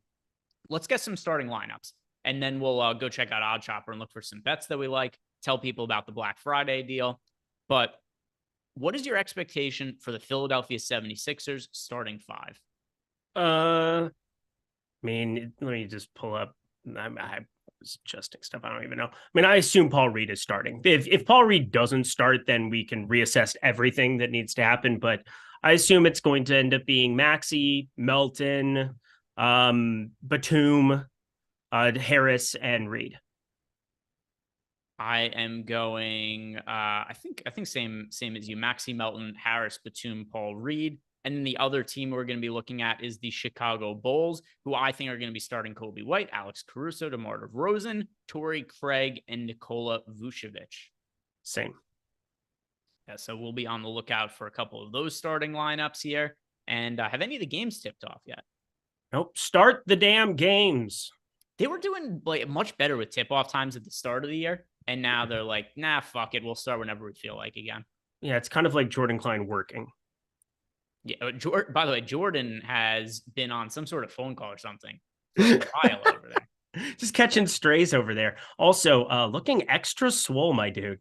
Looking extra swole. Oh, he's letting it rip over on Betr. That's great stuff. Oh, look at him. Look at Jordan signed up directly using the Betr link. Well, I saw that Jordan's got the $500 deposit bonus in his account that you get by signing up using the link below. Over his aunt lended him some money. It's fine. Oh my God, look at him. Jordan signing up at Betr. If you or anybody you know has a gambling problem, Jordan, make sure to call or text the number 1-800-GAMBLER. And Eric, so get on that. Oh, it's all right. Jordan will come over when he wants a free lunch. It's fine. Right. Let me know next time. He's like, oh, thanks, dude, bro. Thanksgiving. I'll stop by, say hi to Duke. One, chill. Got a super chat. Race fan 22. Do it. He wants to know for 6,500 on DK shooting guard, who are we playing? So he's got $6,500 left. Shooting guard on DK, right? DK. Yeah. Let's take a look. TPS reports. Yeah. What a weird number to land on. There is nothing. D'Anthony Melton's the guy I've projected the best from like 56 to 65. So you should probably use that salary elsewhere. Like, you shouldn't just land on Melton and leave 500 on the table, I would think, or whatever it would be. It sucks there's an answer I like, but he's already locked in Jordan Poole. Oh, yeah. Jordan Poole one day will be good. Today is not that. No, he won't. He's terrible. He will always be terrible. He has to have fantasy upside. I would think at 6,300. The nice thing is that this was a 14-game slate because, again, I was building like a dummy this morning. I'm like, I weirdly want to play Jordan Poole in this thing. And it then made me realize that I'm a broken person inside and out. Yeah, my answer here, I'm going to agree with you and say D'Anthony Melton. At the same time, though, Melton is no kind of real priority play on this slate. He's the answer, though. D'Anthony Melton. If you got 6,500 at shooting guard on DK, you're plugging in D'Anthony Melton there, race fan 22. Let's make sure that there was no other existing questions. If not, Eric will look for some bets and we'll tell people about what is coming over on OddShopper. And first couple of questions here. Actually, a few that came in. Einsteinium is asking us thoughts on Scotty Barnes in the Indy matchup. Is Scotty Barnes somebody you ended up getting to, Eric? Out here. Takes a long time to find these guys. I have 1% of Scotty Barnes. By the way, also, because somebody was confused about it in the chat with Levine, it was, who was it? Little Detroit. Yeah, so here's what happened with Zach LaVine. For no reason at all, he was ruled in, and then for equally no reason at all, they ruled him out after that. But Zach LaVine not playing today. And Fun sport. Mayhem on the injury reports tonight. Thoughts on Scotty Barnes? He plays basketball. Scotty Barnes. That was my thought. He plays basketball. the National Basketball Association. Not a priority. Pay up option, though, that, we've got all the value that's available on the slate. Does a very good position eligibility. It's one thing that's benefited Scotty Barnes the entire year. I know he's been really good. Are you, like me, kind of expecting some Scotty Barnes regression coming at some point soon? Yes, I am. It's mainly because Pascal Siakam had a really bad start to the season, and eventually that usage. Again, I had so much Pascal Siakam coming into the show. I don't even think I said his name because of how carried away things got after Bam got ruled out before we started. But then it became like Miles Bridges I'm just going to get a lot more of. And then I'm going to get to Jimmy Butler and DeMar DeRozan. And now it just feels like Scotty Barnes, just kind of a super expensive guy that I project worse than all of those players I just listed. So like, it's a guy who, if he doesn't go for 60 like he was earlier on in the season, and the main thing is that Dennis Schroeder's had right around a 35% assist rate. He's been cutting in hard to what Scotty Barnes' ceiling was at the beginning of the season there, sitting right around 26% for an assist rate here in recent games where I've been looking. So yeah, Scotty Barnes, he has an offensive ceiling from like a scoring perspective, but Schroeder's existence and now more minutes for Poeltl instead of Precious Achiuwa, it's just tough to find like those super ceiling games because it needs to be a more well-rounded box score. JEW. Oh no, I missed the question from Tim Lee. This one comes first. Tim wants to know, sorry if we got to this already, but a flag plant or favorite play on the slate. So, I mean, favorite play on the slate is kind of hard to say anybody other than Thomas Bryant on DraftKings at his price point. Flag plant for me, DeMar DeRozan at 5% ownership.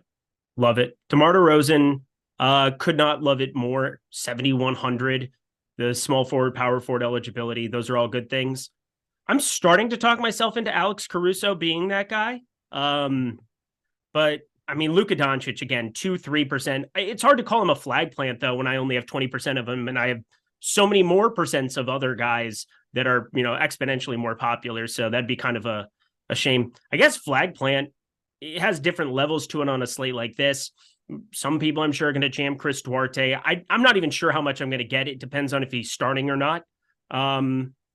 Flag plant, I'll go Alex Caruso relative to ownership. I have a lot more. JEW is asking us for a last man in, Butler or Siakam for DK single entry. Jimmy Butler. Goes to show that even though he's my arch nemesis and he refuses to fight me for charity, I'm still willing to put aside my bias and play him in DFS today. So Jimmy Butler, that's going to be my answer there. And then Trouble 35 wants to know, how much of Jokic do we end up with? None for me. I got a couple shares, nothing exciting at all. I will say I'm kind of struggling on if like how much Luka I should be getting to here on this slate as I'm rounding things out, because now Craig Porter Jr. is cutting into some of that too. He's not somebody I understand why it is you were getting to him. Just, same thing we said before, all the value in the front court. You got the availability in the back court. But ultimately, I just didn't really find myself getting too much of Luka. Yeah, it's such a weird situation. I mean, part of it is you're still playing next to Kyrie.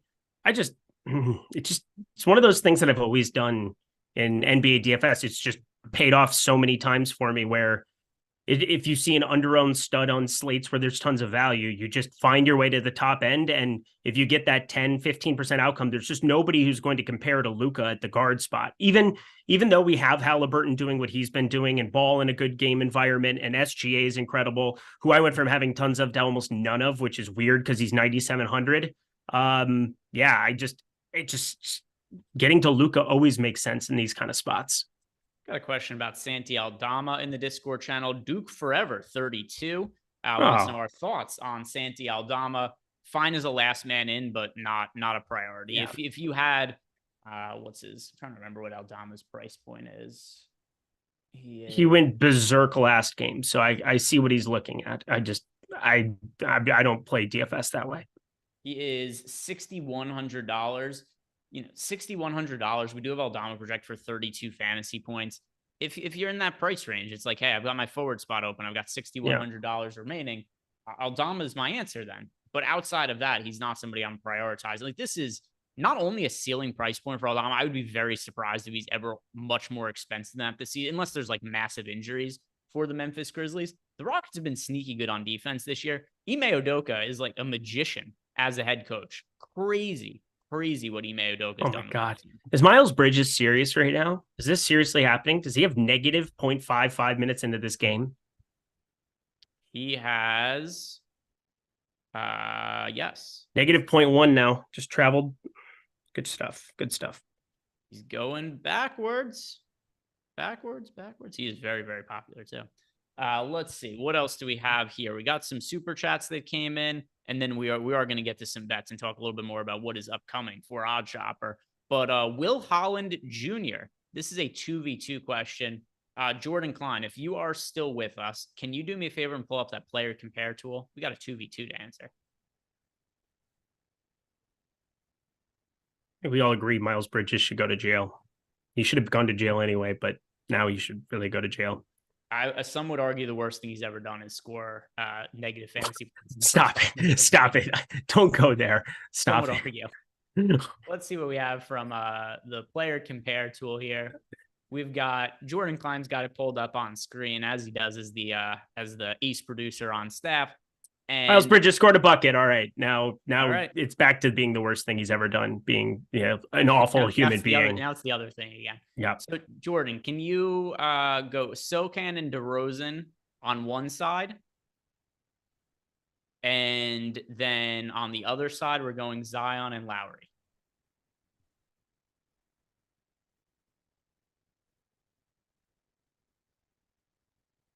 All right, compare players. Let's see what we have as far as the 2v2. Fairly close, but projections definitely liking more the Lowry and Zion Williamson side, winning out 56-44. And of the players we have in here, here's what's ultimately, going on here. I like DeMar DeRozan. I like Zion Williamson. I like Kyle Lowry. I don't really like Jeremy Sokan all that much. So let's go with the Zion on Lowry side. Fair? So, yeah, I'm very much here for it. Yes. All right. I know you thought about making the pun. You were probably thinking. I thought about it. I almost did it. I almost did it. And I hate that you recognize that I almost did it. It just tells us how in sync we are / we've spent way too many hours together in our lifetimes on this fucking Zoom chat.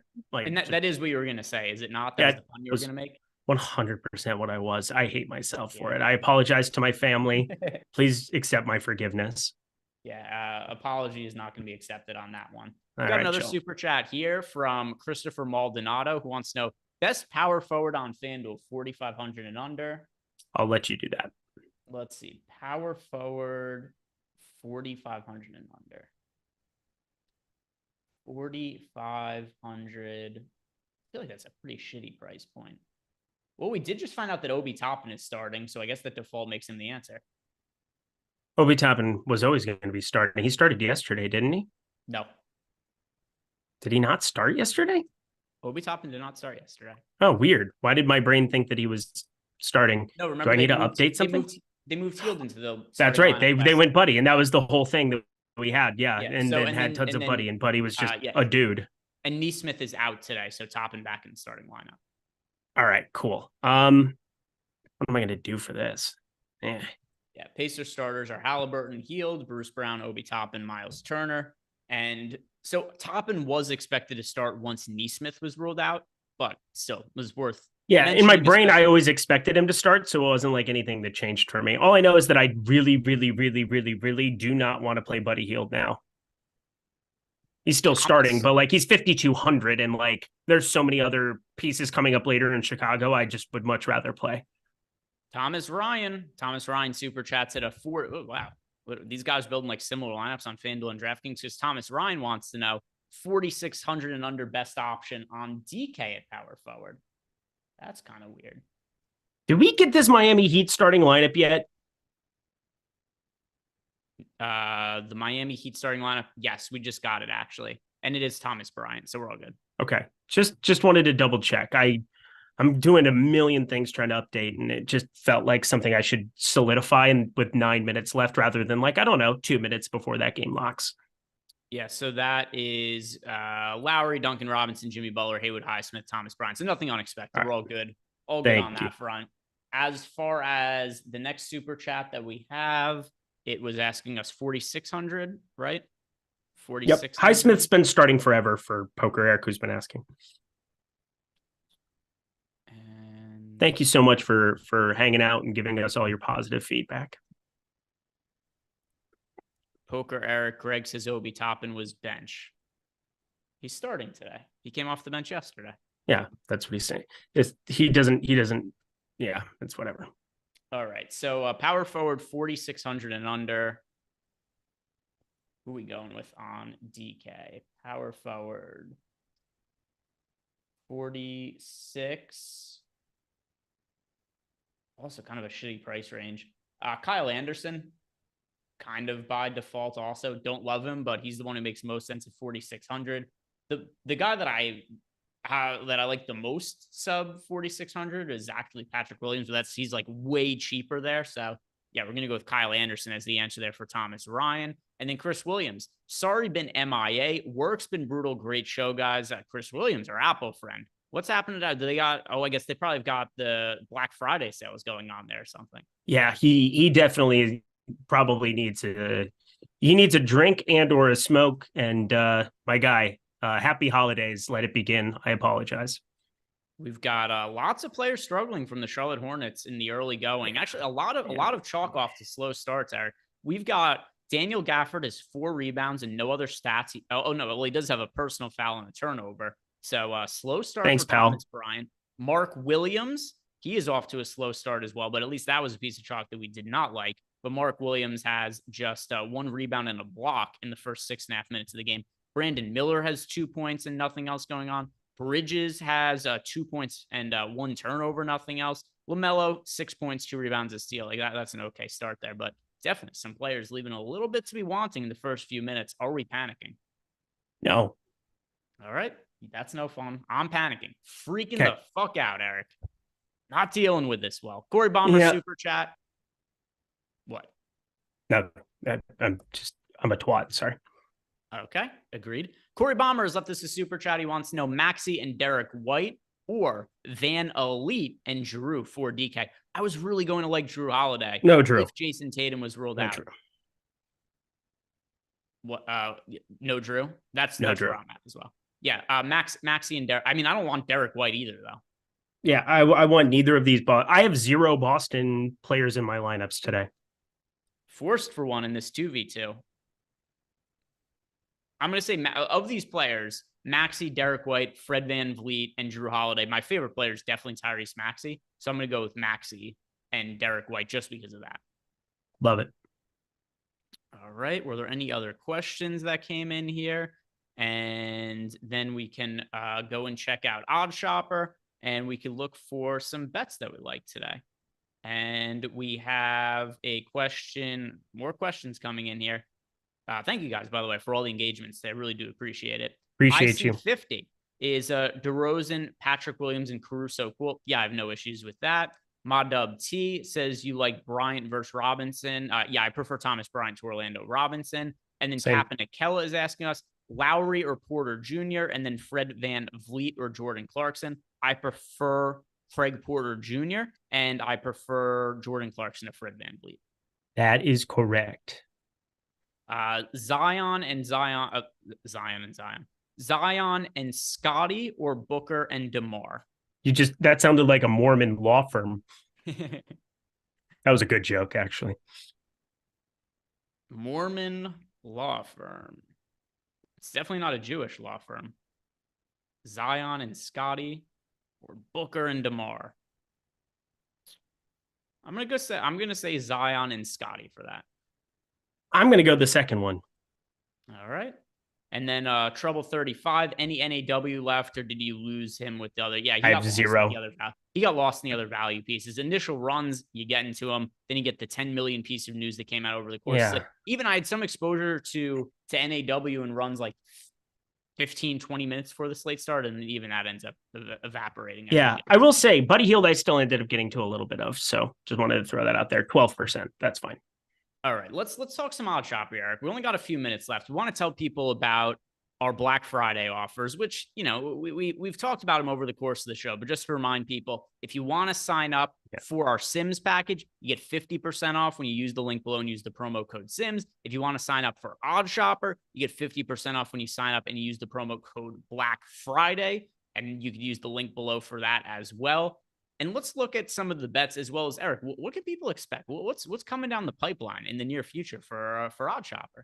So we got a really cool thing, and I've been kind of just biding my time for a while for this because I was always hoping that it was going to get developed in a certain way. But our guy Sky on the dev team, he's put together what's called the expert picks page, and it's going to allow me to be able to timestamp my bets, which I think is so important in a sport like the NBA to know when I'm making a bet so that you can kind of use the updated information for yourself. You can then shop for the best lines directly on that page and be able to see in real time where those best lines still exist at and compare it to the odds that I locked in. So I'm extremely excited about it because I think it's a better way of posting plays. I think it's a more informative way of posting plays. And I think long-term, everybody's going to enjoy it way, way more than just simply getting betting slips from me. Yeah, so we're gonna have a bunch of us on there. I'm gonna be on there. You're gonna be on there. We got Ben Raza. Eitan will find a way to place 8-leg parlays on there. We're going to have. I know that he's kind of in outer space right now, but Eitan, when we're able to reel Eitan back into planet Earth, we'll find a way to have him post some stuff. Ground control to Major Tom.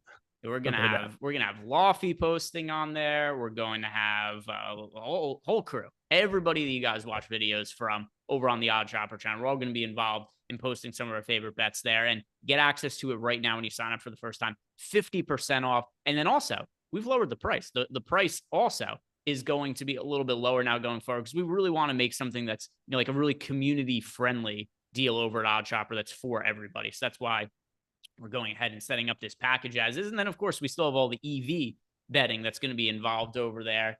And let's see what's available on the board. I see Jordan's got some of this pulled up here. I'm going to pull some of this up on my computer over here so I could sort through some of this and find a bet that I like. And we've only got a minute left to go here. So this is how we're going to close out, Eric. What is your favorite bet that hasn't locked yet? What are you looking at? My favorite bet that has not locked yet. I talked about the Gordon Hayward one that locked already. I love Alex Caruso. So this is even better now. One of my favorite bets that I ran into yesterday going through steal and block rates, which is something that I don't update all the time the way that I should. If I'm just being honest, it's not something that I usually ever bet, but Alex Caruso was at 1.5 steals, minus 130. I got to assume that looks phenomenal now. With the updated news there, I gotta imagine that line has moved drastically in the aftermath of Zach LaVine, but the guy is just out of control here lately. Him and SGA, both of them in like a steals off, makes a ton of sense for me here at 1.5 steals. SGA is ridiculously averaging 2.5 here, so over 1.5 steals for SGA and Alex Caruso in this game. Dude, there are books that are still hanging at 20.5 over under for DeMar DeRozan on points. Come on. Go DeMar DeRozan over. DeMar DeRozan over. Actually, I'm going to. I know that this. There we go. I know that it's not even in play. I'm just tagging the bet anyway using the system. DeMar DeRozan over 20.5 points. How could you not? Yeah, Superbook. They are massively lagging by updating their lines here. They must have been living in an hour in the past to not know that LaVine is out. Crazy. DeMar who? That's me doing the dev team at Superbook. Over 20.5 points, minus 105. Yeah, DeMar DeRozan. That's my best play right here. Guys, thank you very much for watching. If you've not done yet, one time, like the video, subscribe to the YouTube channel. Things that I am thankful for are you all. I'm thankful for Jordan Klein. I'm thankful for my water bottle. I'm thankful for my phone because that allows me to interact with everybody in the Discord channel. You guys, you all mean a lot to me. I really appreciate you and the ability for us to do all this content on the YouTube channel. There's just so much to be thankful for around here. So, guys, enjoy your Thanksgiving. I hope you have a great holiday with your family and friends. We know how much all of them are appreciated. So, Marcus Morris starting. What the fuck? Happy Thanksgiving. See you Friday. Ugh.